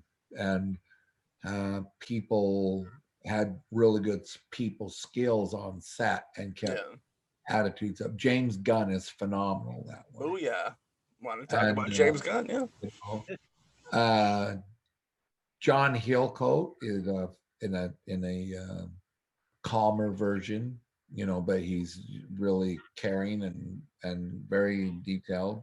Yeah. Cary Fukunaga is amazing. Yeah. Kevin Kangas, I've always said, if I ever win the Powerball, I'm going to take $2 million and hand it to Kangas to see what he does. Yeah. Because he's the epitome of a sick and twisted horror guy. Yeah. And, you know, does them on these really low budgets. Yeah. I'm gonna have to check into them, but yeah, I appreciate those folks that, you know, we've been told that about our films, not, you know, that we can take a little bit of money and make it look like we had more. So I always appreciate those filmmakers that can do that, because you'll stumble into people that need, You need $300,000 to make a movie that looks like $50,000. There's people like that, you know what I mean? Well, Kevin's, I'm not going to say his looks like he had more money. Yeah. There's a thing that I learned early on. Yeah. More important than how much money you have or what you're doing. And that is, with the lack of money, there's a lot of things you can't fix. Kevin Kangas is the epitome of he's learned if you can't fix it, feature it. Right. Bounty couldn't fix that he didn't have the money for lighting and sound. And so he wrote the screenplay around featuring just that. You know, and it made it look so intentional. But jumping back real quick. You brought up James Gunn, who's gigantically maybe the heavyweight. Him and Tarantino, dude, the kings of the world right now. What was it like to work with James Gunn? He seems like a mellow dude, cool, fun. He would hand out Play-Doh to different actors after difficult scenes. And it was almost I didn't get Play-Doh, but to get Play-Doh from him would be like winning an Oscar, because he would say, "Go play there, get back in touch with your," and the thing that I loved most is I had these contacts and was supposed to get blue-faced like the guy in the thing with me. When I come out there during the rehearsals, walking through, they said, "Okay, we've got to take him in and get this." And he goes, "No, I don't want to do anything but enhance the scars he already has." They said, not even the contacts. He's, so that, convention-wise, my role was decent enough in there, but small enough that if I had been an unrecognizable blue guy, I probably wouldn't do as well at the conventions, and it wouldn't have helped my career as much. Yeah, it was like a blessing in disguise. My face was there is perfect. It's funny, you're the only person not made up in the scene. You know what I mean? Yep, at all. They're all like stars that I already had, and just made them show up more. They give you any hard times jokingly behind the scenes that you're the only one allowed to use your real face, and they're all covered? It could be anybody. There was a lot of comments that, James thought you was ugly and intimidating enough without, Just hate. But, that is something that I don't take as an insult or anything. When I get an audition and I see the three, they give a character description. He's 45 to 50. He's this, this, and this. And when in the character description, there's these three words: big, ugly, and intimidating, I know I'm going to get that role. Yeah. Nice. The audition for the role Torres on Guardians of the Galaxy, right on the audition, it said no one under 6'4". I'm 6'1". But casting called me in anyway, because she said intimidation is more important than height and size. Yeah. It's true. It's true. Face is everything. I tell Alex that all the time. Was Guardians mainly green screen the entire thing, or was it I know some of it are actual locations, but the majority was like all those other planet stuff? Was that, what was that, desert? Okay, now let me just tell you, I got a different version of what is green screen than anybody else. If you watch the bloopers, I marched Michael Rucker right off onto the green screen. Yeah. Which was his fault, because they said, "Okay, he's going to come and he's going to stop you right here." And I said, "So you want me to stop right here?" And he goes, "Don't worry about that. I'll stop you." And I said, "You'll stop me." I said, "So you want me to stop when you stop me?" He goes, "No, just come. I'll stop you." Said, "You do know that I'm not on the Slim Fast program." And he goes, "No, I can stop you." Okay. Now I'm easy. If somebody tells me you're stopped here. I'm an actor. I'm a stunt guy. I'll take the hit. But if you tell me, do not stop, let me stop you. I can do that too. Yeah. Good luck with that. and so marched him right off the screen with it. But a lot of the thing was there. The little area was walking through the stairs, and they had the set built in Warner Brothers Studio. But the one that surprised me when I thought when it came to flying the ship, you're going to be sitting out there in a chair in a green screen room, right? No. A full-size damn ship. Really? And there's no guesswork. It's almost like it was set up like a flight simulator. I had no eye lines already set up. It was amazing. Yeah. Matter of fact, I knew my ship got shot down and I got killed, and I went back to James Gunn and I says, so this is my ship, this is Juarez's ship? And he goes, yeah, that's Juarez's ship. I said, you better rewrite this script. He said, why is that? And I said, because if this is my ship, I'm going to shoot down everybody else and become the #1 Marvel bad guy, because I'll just kill everybody with this damn ship. I says, I got a single engine pilot license. I'm a crop duster. I'll be like Dennis Quaid on Independence Day. I'll just fly off and wait, it wasn't Dennis though, it was his brother. No, it was Dennis. No, it was Randy. It was Randy. Randy Yeah. Quaid. Randy Quaid. Yeah, I keep saying Dennis too. Yeah, Randy. We don't see much of Randy anymore. Well, you know why, right? Oh, we know why. Yeah. He's taking a vacation from reality for a little bit, but he'll be back. You also got to work with the great Coen brothers, which was fantastic. You know what I mean? I love that. That was on Netflix. Speaking of Netflix, that was on Netflix, and that was one of the best things to come to Netflix in a long time. Oh, it was fun. Yeah. I first worked with them on a Super Bowl commercial. Really? Yeah, it was you could just Super Bowl, the Mercedes, the whole thing was, shows a bunch, and this was what was fun. It was all the guys I ride with. They just lined up a bunch of bikers. We're down in this thing, and they're playing "Born to Ride." No, not "Born to Ride." That's my song. What's the other one? Oh, wow. Born to Be Wild. Yeah. They're playing that.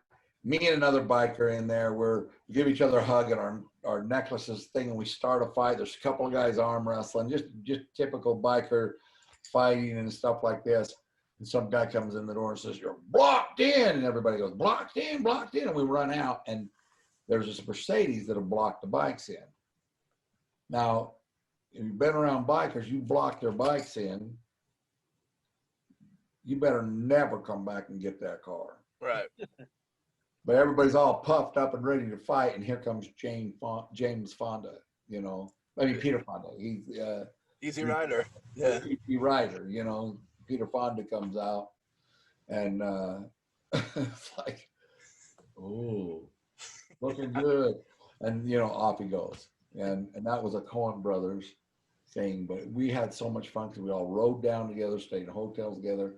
They did a bunch of behind the scenes riding that, I don't know what they were doing with, but, so that was the first time I worked with them.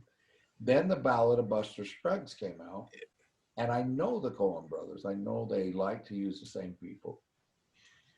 And there was a casting director in New Mexico that I don't know what the deal was, and I kept trying to get an audition with them, couldn't get an audition. And finally said, look, I've worked with the Coen brothers. I know they're going to want to see my audition. So I sent her an audition, and nothing. And then all of a sudden, my manager calls me and says, where are you at? And I said, I'm in Los Angeles, just landed. She said, the Coen brothers are wondering why they can't get an audition from you. I said, they have an audition from me. And she says, apparently not. The casting never sent it in, didn't like your audition. And I said, okay, what's the fix? She said, well, they're doing auditions right now. Here's the address. I walked in and it was pretty much a done deal. And all of those guys, all my bad guys that are with me, were all also in that commercial. Nice. You know, they're really down to earth, loyal people that like to work with the same people. Yeah. What's the dynamic of that? Because I know the Coen brothers come as like a team, but I believe Joel's more of the director, and then Ethan kind of, you know, maneuvers on, like, talks to the actors or something.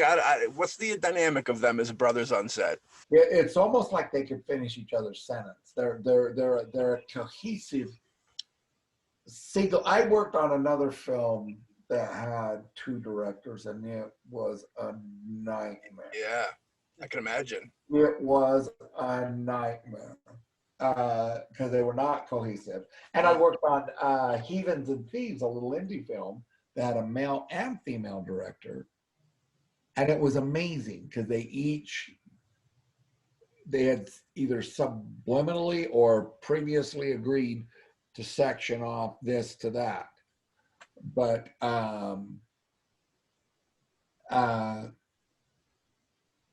the Coen brothers definitely have their thing, their way of doing things, and each of them. But it's like you don't really know. I can't compartmentalize who was doing what, but they didn't step on each other, and the goal was the same. Yeah. I think they write together. And then, yeah, they've been doing it for like 30 plus years. So they got their formula figured out. But yeah, I mean, I've turned down roles for co-directing before because it's so, unless you live with that person, like I assume when they're collaborating on a film, they're like in it every day. You know what I mean? It's just weird. They would have to be that cohesive. Yeah, for sure. You know, that's the only thing I think they would really have to be as cohesive as they are. Yeah. Do you have any other favorite segments to that anthology, or yours? I keep thinking it's because I was in mine. I think mine was the best one. Yeah. And of course, friends confirm that. Yeah.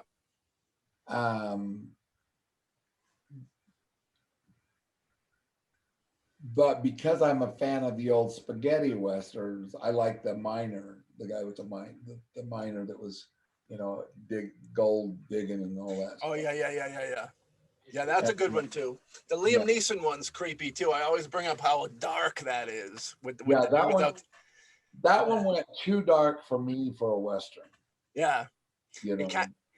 I like kind of how it would make sense to the loss of value of life don't mean anything type aspect of the West. You know what I mean? And how he's just using that dude for money, and then when he realizes he don't have to listen to the chicken talk, he just gets rid of the dude.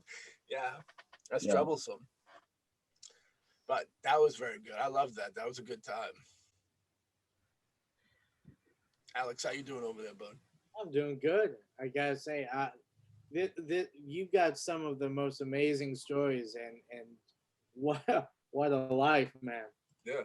And I gotta say, what are your plans? I know that I think you have a film you're directing called Guilt that you're working on right now. How's that going? We got a couple more pickup shots of that, and my main star has been finicky and prima donna to deal with because of the heat. Went to do the pickup shot one time, and we did a lot of start and stops, you know, and so we burned out her starter motor and the battery went, and we went to get a pickup shot, and the starter motor was a no-go. Small town, had to order her a new starter motor, and you know she's finicky. She wouldn't settle for a rebuild. She had to have a new one, you know. And then her tires got road rot on this last thing, just from the dry weather cracked and blew out. So she's down there getting a new set of white wells on right now. And, you know, now I have arranged for her to have her own dressing room with a cooler now. Yeah. So this week she should be okay to shoot those finishing shots. And, Yeah, keep her well oiled, I heard too. yeah, oh, she just got a new oil change and filters, all that stuff. We did the tranny in her. Well, that's big. Redoing the tranny for a gig, that's pampering for sure. That's definitely pampering. I hope she can appreciate these things. Well, this is mine and her wedding ring right there. That's Oh, I like it. The engine. That's the motor. It's beautiful. It's very beautiful. Alex, I know you had basket questions. Did you ever get a chance to? No, not yet. I noticed that you were on the TV series Baskets with Zach Galifianakis and I think Louis Anderson. Louis Anderson. So how was that? I mean, I can just imagine. Those two are very interesting comedians. I mean, how was that working with those two? It was like going around family who do not think they're big movie stars at all. Yeah. At all. Very down to earth. Louis Anderson was nothing short of wonderful. And, I'm still kind of pissed because I think I should have got some kind of award for that series. Yeah. But they don't have that award out yet.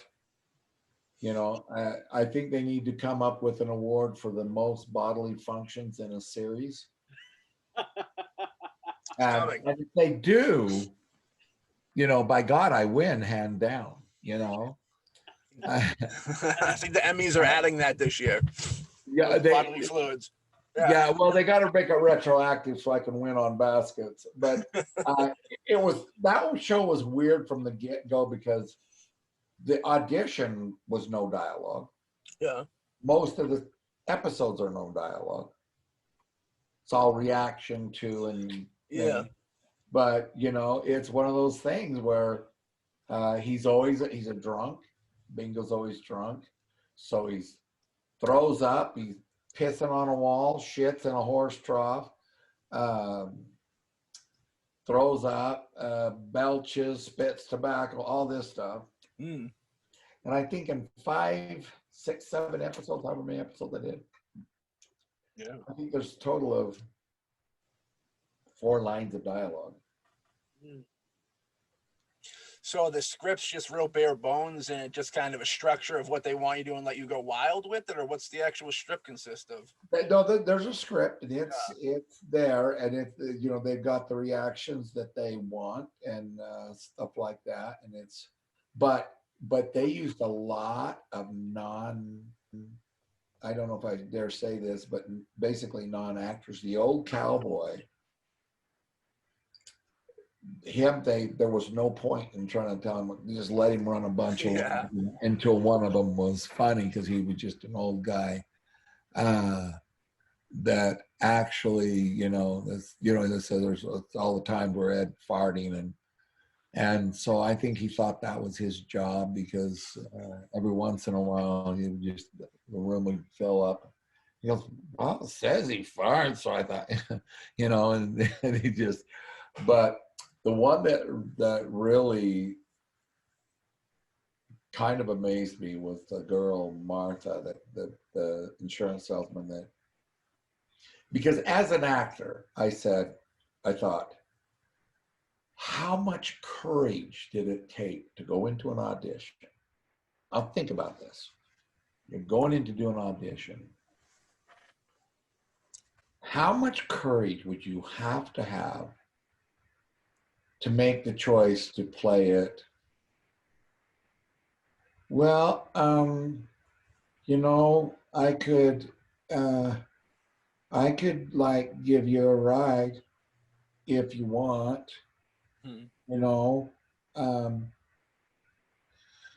It's really not any trouble. I thought that was brilliant. because I always look for in an audition a way to separate myself from the other people. Yeah.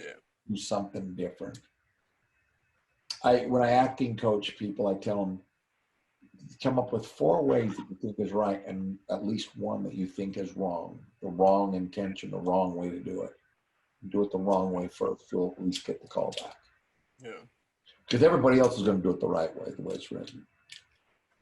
So I thought, man, she went with the wrong way and landed a lead role on a series with Zach Galifianakis. You look on her IMDb, there's literally nothing else there. Before that, then I met her on set. And she comes over and she goes, so I heard that you did like a lot of stunt work. And, you know, I was just curious, is that scary? And I'm like, holy shit, this is just who she is. Yeah. I love seeing that. Yeah. Who she is. I love But seeing stuff. it is the best acting. Clint Eastwood never acted like anybody but Clint Eastwood. Right. That's true. You know, and you believe it. I had an actor tell me one time, he says, I don't get it. I walk into an audition, he walks into the audition. And when I walk in, you can literally watch him melt, this guy. He'll go, shoots himself in the foot the minute he does that. Yeah.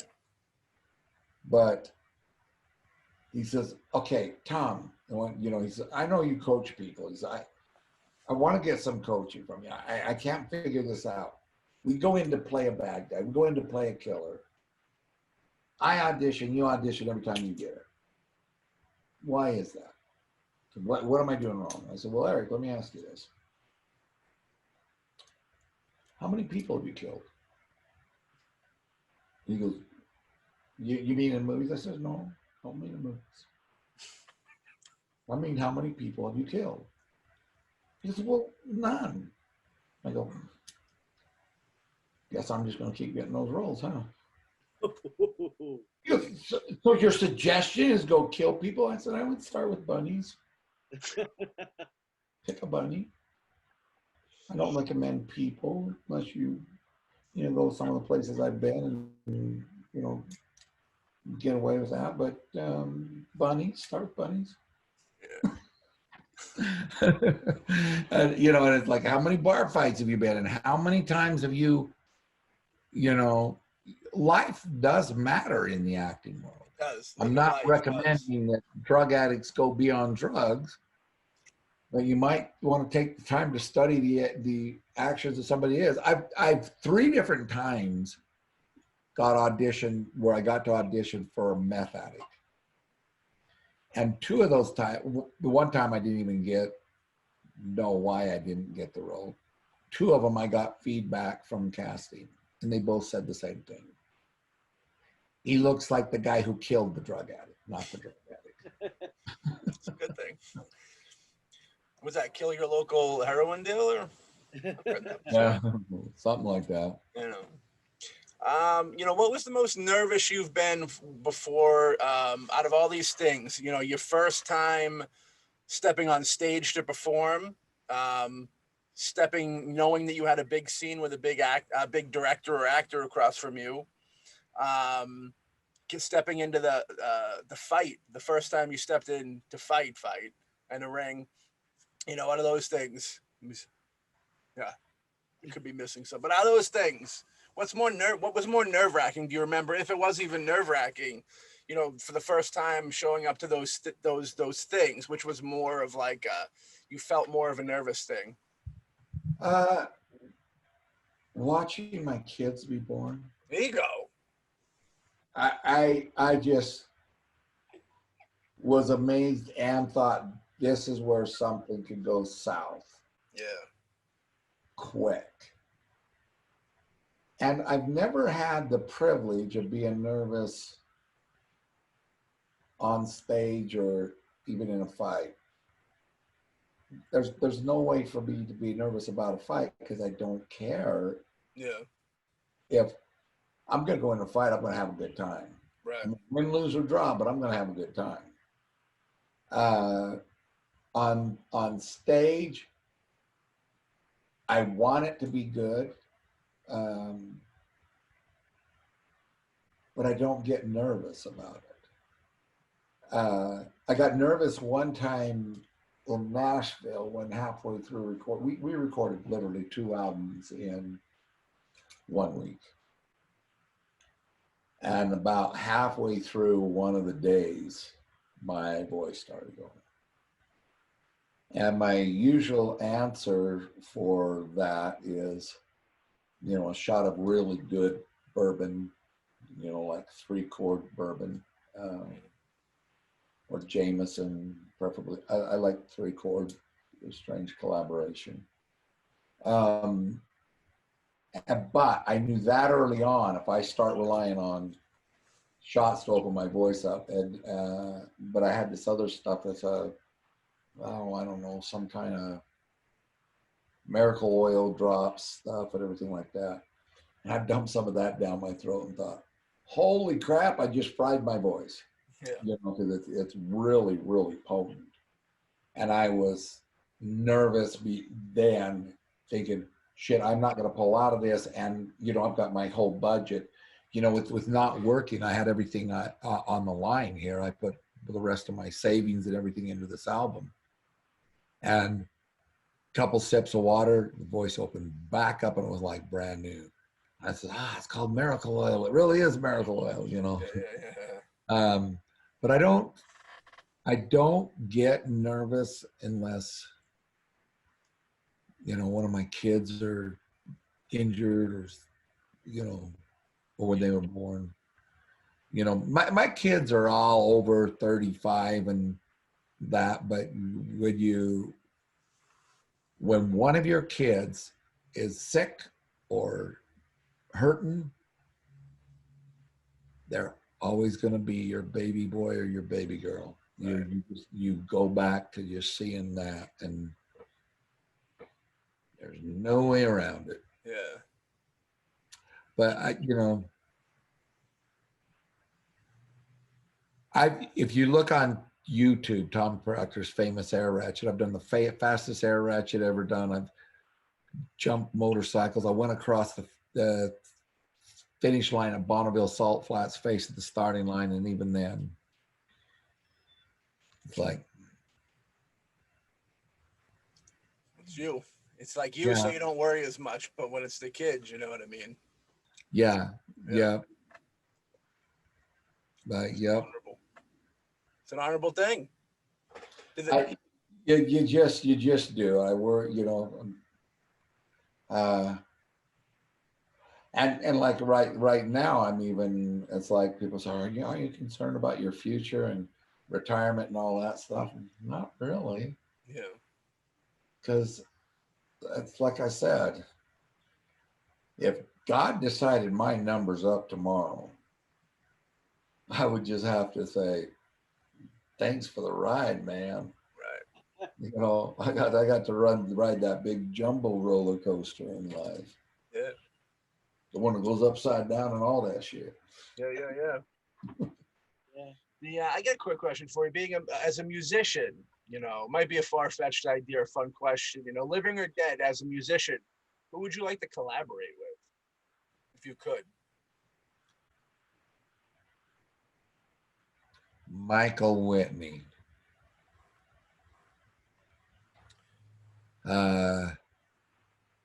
Who's sitting in a shithole in Mississippi, played with all the greats, has a gun for hire. And ideally, I would love to just get my band all together where we were writing and collaborating together. Yeah. My band is the best of Nashville. They're the best in the business. And Mark Corradetti's down in Florida, Billy Mason's in Nashville, and I got people scattered all over California, all over, and then we get together. I wish we all lived in the same neighborhood. Yeah. And I've even tried to put a band together in this neighborhood. Yeah. It ain't gonna happen. It's tricky. Yeah. It's hard getting lightning in the bottle twice. I mean, you get the right people, and you usually can't find anyone to substitute after you've already experienced working with the right people for the right project. Yes, and music is opposite of film, where the small town mentality can actually add to a film. I had a band here that I would book the same clubs. They book the band, the club as the band for $300, and they all play with 6 other bands, so they're never getting tight. I booked a club for $700. I booked a backyard party for $1,200, and still couldn't make them see that I can't get you paid like a professional if you're thinking like a hobbyist. Right. You know, whereas with film, you know, I basically thought like a hobbyist and thought, I've got a location that never changes. The weather looks the same all year round. I've locked down these locations. I can shoot it part-time. I can work around my budget, my schedule, everything like that, and still turn out a high-level product. You know, but you couldn't do that with music. It's true. Yeah. Except for my one-man band thing. Yeah. Which you would have to see to believe. I know I'll tell you the thing. You know the old Samsonite suitcases? Yeah. Yeah. That they Samsonite suitcases used to advertise this thing where they'd have this gorilla throw it out of the back of the truck and jump on it, because they were the Samsonite Tourister vintage thing. They were wood. They were made wood inside. Well, somebody brilliant found out that those were 6-ply plywood inside, which is the same as a drum set, Ludwig drum set. And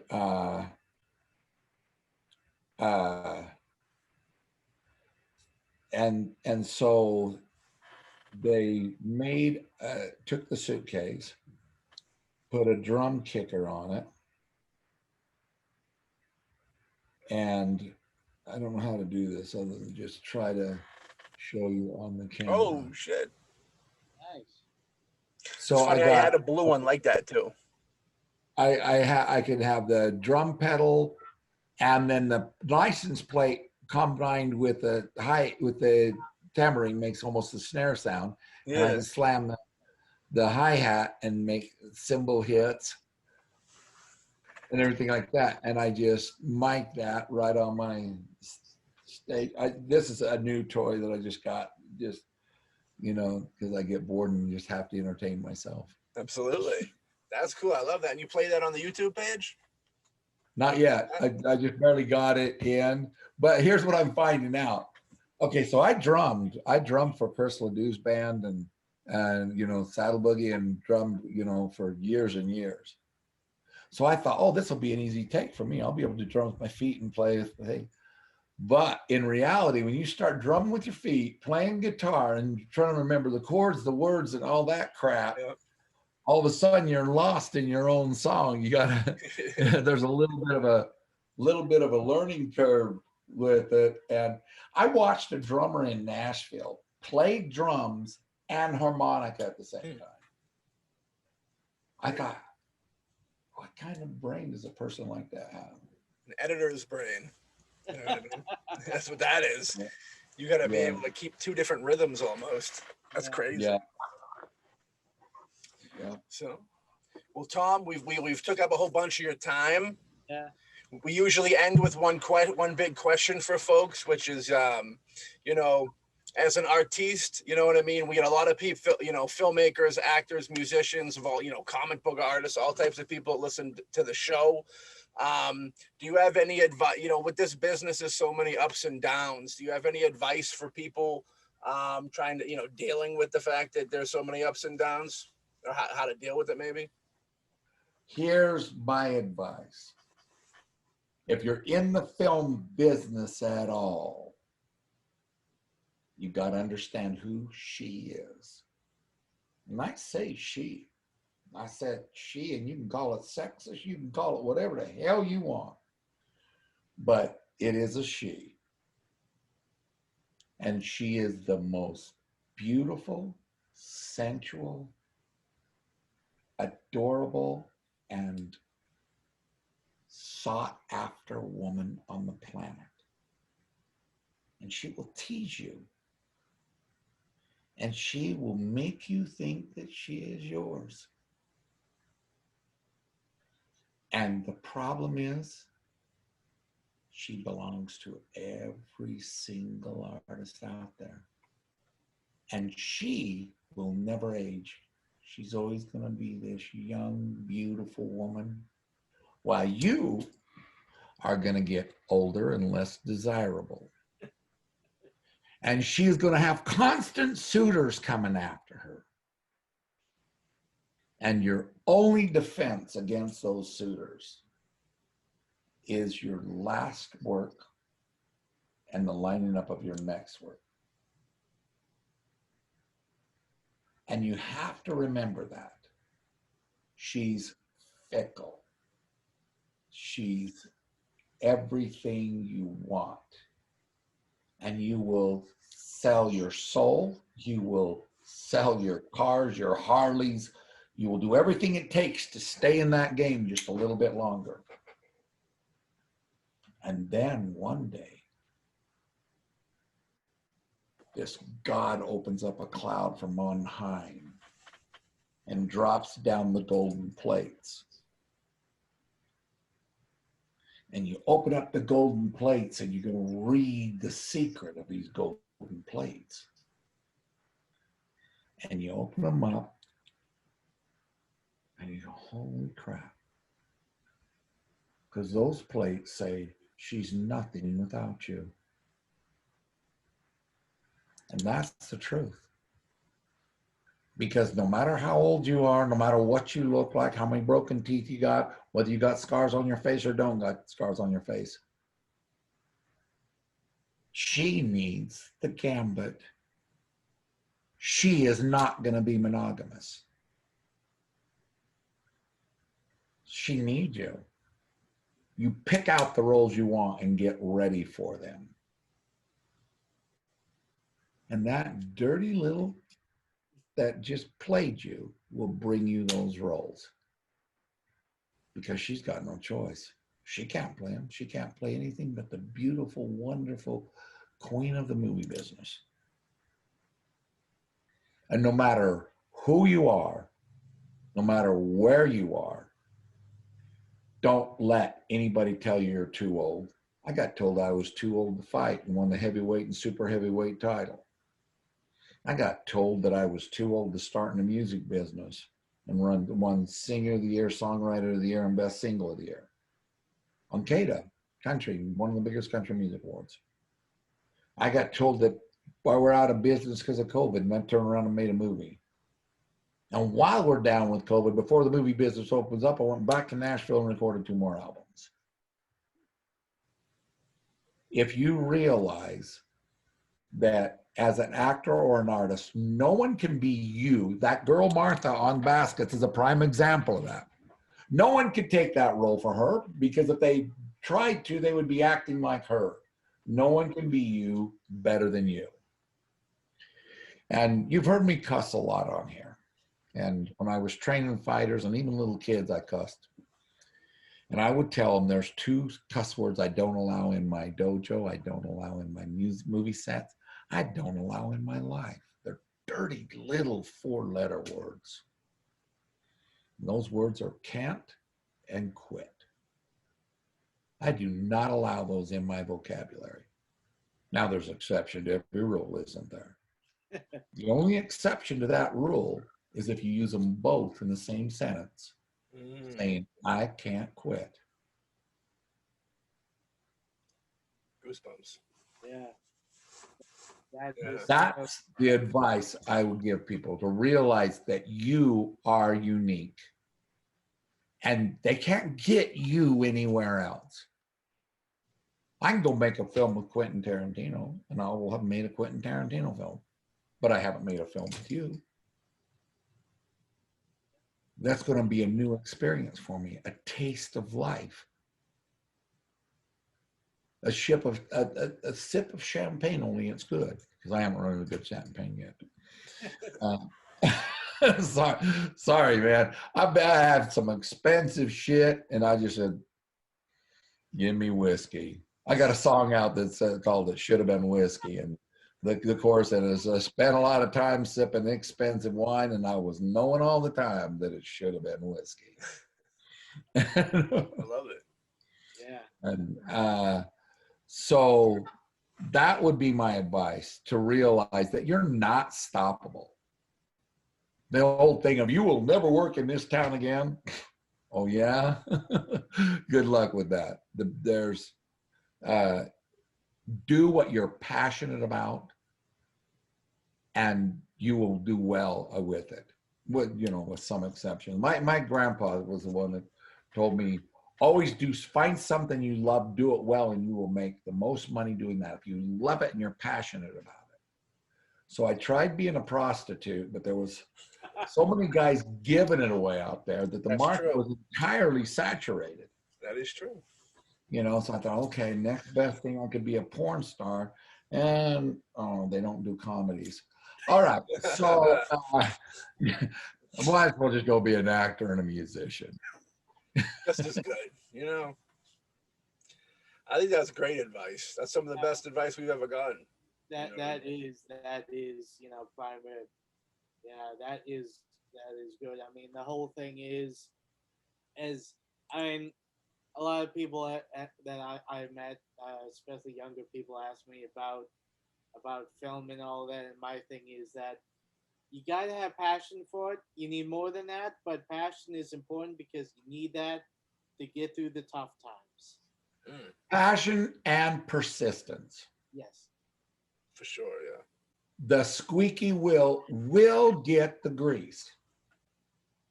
Yeah. I cannot tell you the number of times that my manager has said, if you keep calling me and bugging me, I'm gonna have to drop you. You're taking up too much of my time. And I said, book me and I won't have time to take up your damn time. Yeah. It's true. Yeah, so true. Hell yeah. Wow. And here's one other thing that actors will do. I'm just gonna give you this one other piece. You go up to an actor anywhere and you say, they'll say, "Hi, I'm so-and-so." "Oh yeah, what do you do?" "Oh, well, I wait tables down at this thing." "Really? That's what you're gonna say you do?" You don't know who you're talking to. If you're an actor, say, "I'm an actor." They say, "What do you do for a living?" "I'm an actor. That's what I do for a living." And I don't care if you're a mechanic and haven't done a single acting job. If you are an actor, you are an actor and you are living to act. If you are a director, you are a director and living to direct. And here's the thing I've never understood also. So stunt guys will get together in their backyard and practice air ratchets, mini tramps and stuff like that, and they'll video them on their phones. Yeah. They'll rehearse and get it together so that when the movie comes up that they get, "Oh, can you do this?" "Sure, we can do this." They worked it out there. With these things here, why is directors not just directing and shooting? Why are actors not coming together and acting out scenes and then critiquing them? Why are they paying me $75 an hour for online acting lessons or going to schools that people teach and paying for acting lessons, when all an acting coach is another actor that can see what you're doing from the outside? That's it. My corner man, when I was fighting, had never fought a day in his life, but he had a better view of the outside, what was going on in the fight. And the same thing with acting and directing. You're a director, then direct. You're a writer, write and understand that writing is rewriting. Directing is directing. Acting is acting. If you went through my house right now, you would think I was freaking fanatical. Kitchen table. There's my King Vulture guitar, which is a hillbilly sounding guitar. There's the Ovation guitar that I won in an arm wrestle. There's a book now because I'm trying to learn scale so I know where I'm going with the things. So there's a guitar. In the living room, there's another guitar. In the garage, there's a stage set up with a PA, 3 more guitars. In the bedroom, there's a guitar. And no, nothing kinky goes on with the guitar. But damn. But everywhere I go, there's a guitar that I can pick up. Yeah. Because guitar players play guitars. That's, you know, you look at the tips of those fingers and they're like fingernails. That's why with chords that I don't even know what they are, everybody thinks I know what I'm doing. Now I got a question for you.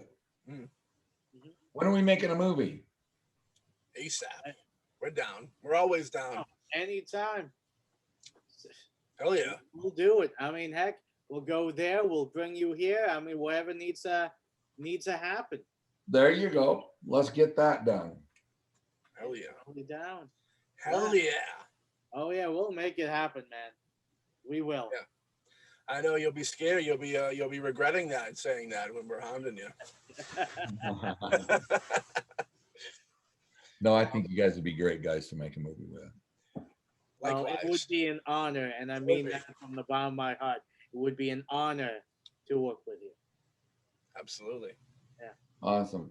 You know what's really funny is I have coordinated fights that are, you know, long hand form, 5-palm, kung fu fights. I've got black belts in 6 different systems.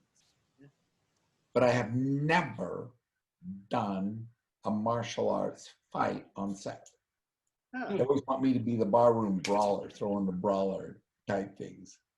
Even in another thing where I coordinated all the martial artists that fought against me. Huh. They didn't want nothing I did to look martial arts. It's got to be big biker brawler dude. I remember you worked on you did some stunts on Walker, Texas Ranger, right? Yep. Did you get a chance to work with D. Chuck Norris? Oh, I do Chuck before that. I was fighting the circuit. I made the wrong choice. There was AKA and PKA. And Chuck, we were both, I fought teams with Chip Wright, his stunt double.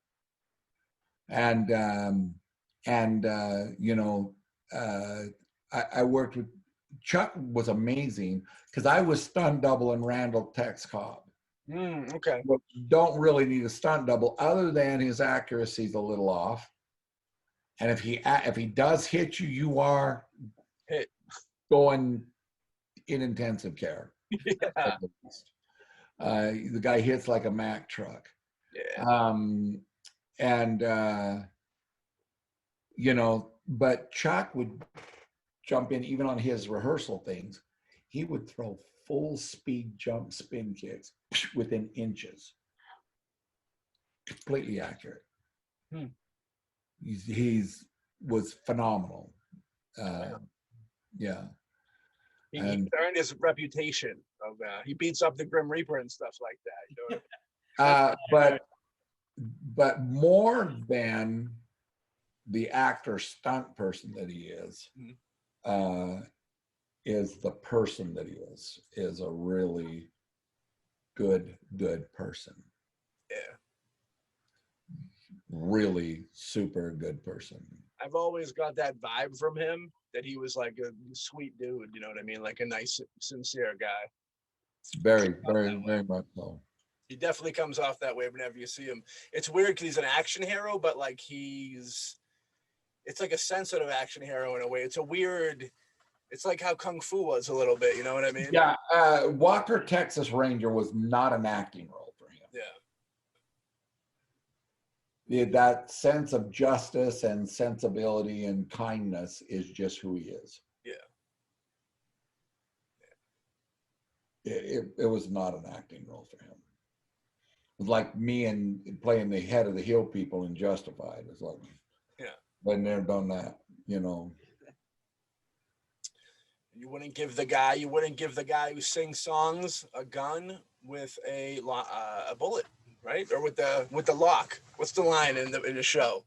In Justified, I remember there was where I told him what was the line of that? It was he pulls one of my guys' guns on me, and then I says, can't remember the kid's name. Oh, he start got singing. Start singing.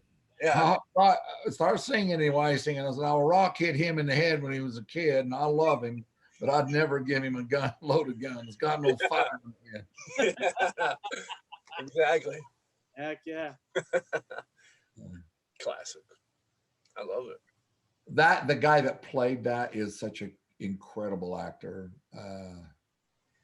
Yeah, he was. I forget his name, but he was on Sons of Anarchy for a while. Yeah, he was one of the recruits there. Prospects. Prospects. Reed.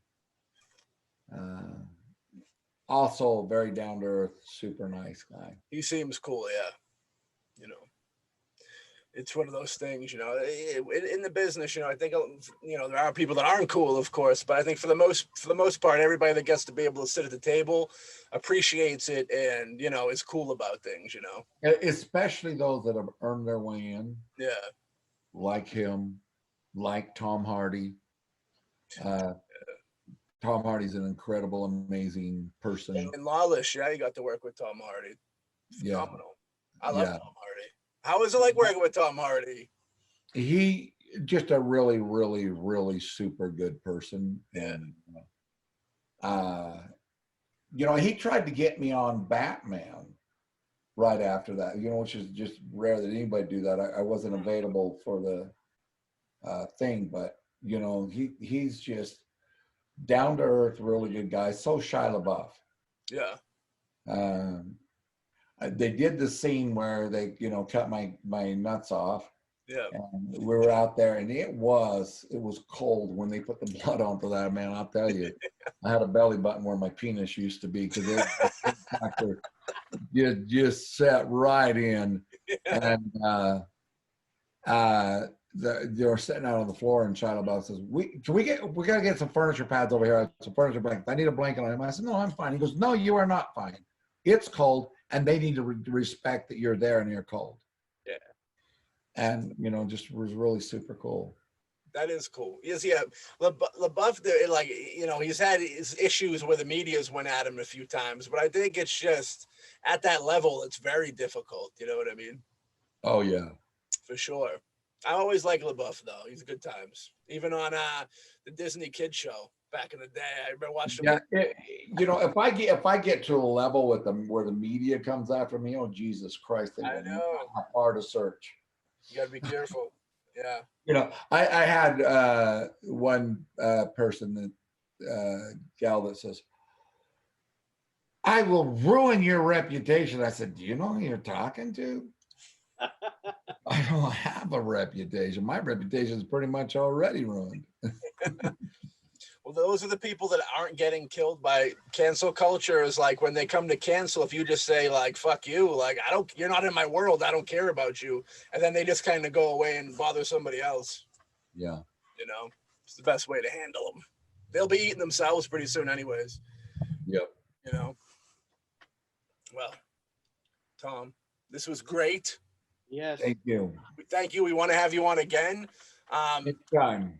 Can you tell the folks, give a rundown of to the folks of all the different places they can catch your music? You know what I mean? The YouTube page. Awesome. My music is on tomproctorband.com. And it's Tom Proctor Band on Facebook, Twitter, and Instagram. And Tom Proctor Films on Instagram. And, you know, just pretty much, and the Tom Proctor Show on YouTube. Go on and subscribe. We're trying to get enough subscribers on. That's something new that I just started. We're going to get enough subscribers that I can go live with the show YouTube. Hell yeah. And which will be amazing. I've had a lot of, I must be fairly popular because I don't really classify myself as a guitar player, but I've had several companies give me guitars. you know, that are really cool sounding and great guitars. I got a steampunk Telecaster and a carbon fiber and all that. And if I get that to where I'm up running live, then I can actually do shows and get paid for playing those guitars, even though I guess I don't consider myself a guitar player because of the guys in my band who really are. I hear that, yeah. I know that vibe. You know. I hear that, yeah. I know that vibe. You know. Yeah. And we also have Lives Worth Living. Is that a .com or is that a .org? Yes, lifesworthliving.com is for suicide prevention. Yeah. They can just Google it, and you know, they're a phenomenal company. We're going to also be, there's Country Roads Music Festivals.com, and it's outdated right now. It shows the last show been April before COVID. That show canceled. But if they watch Country Roads Music Festivals.com, they'll be able to see where we're doing these tours, the great bands we got with us.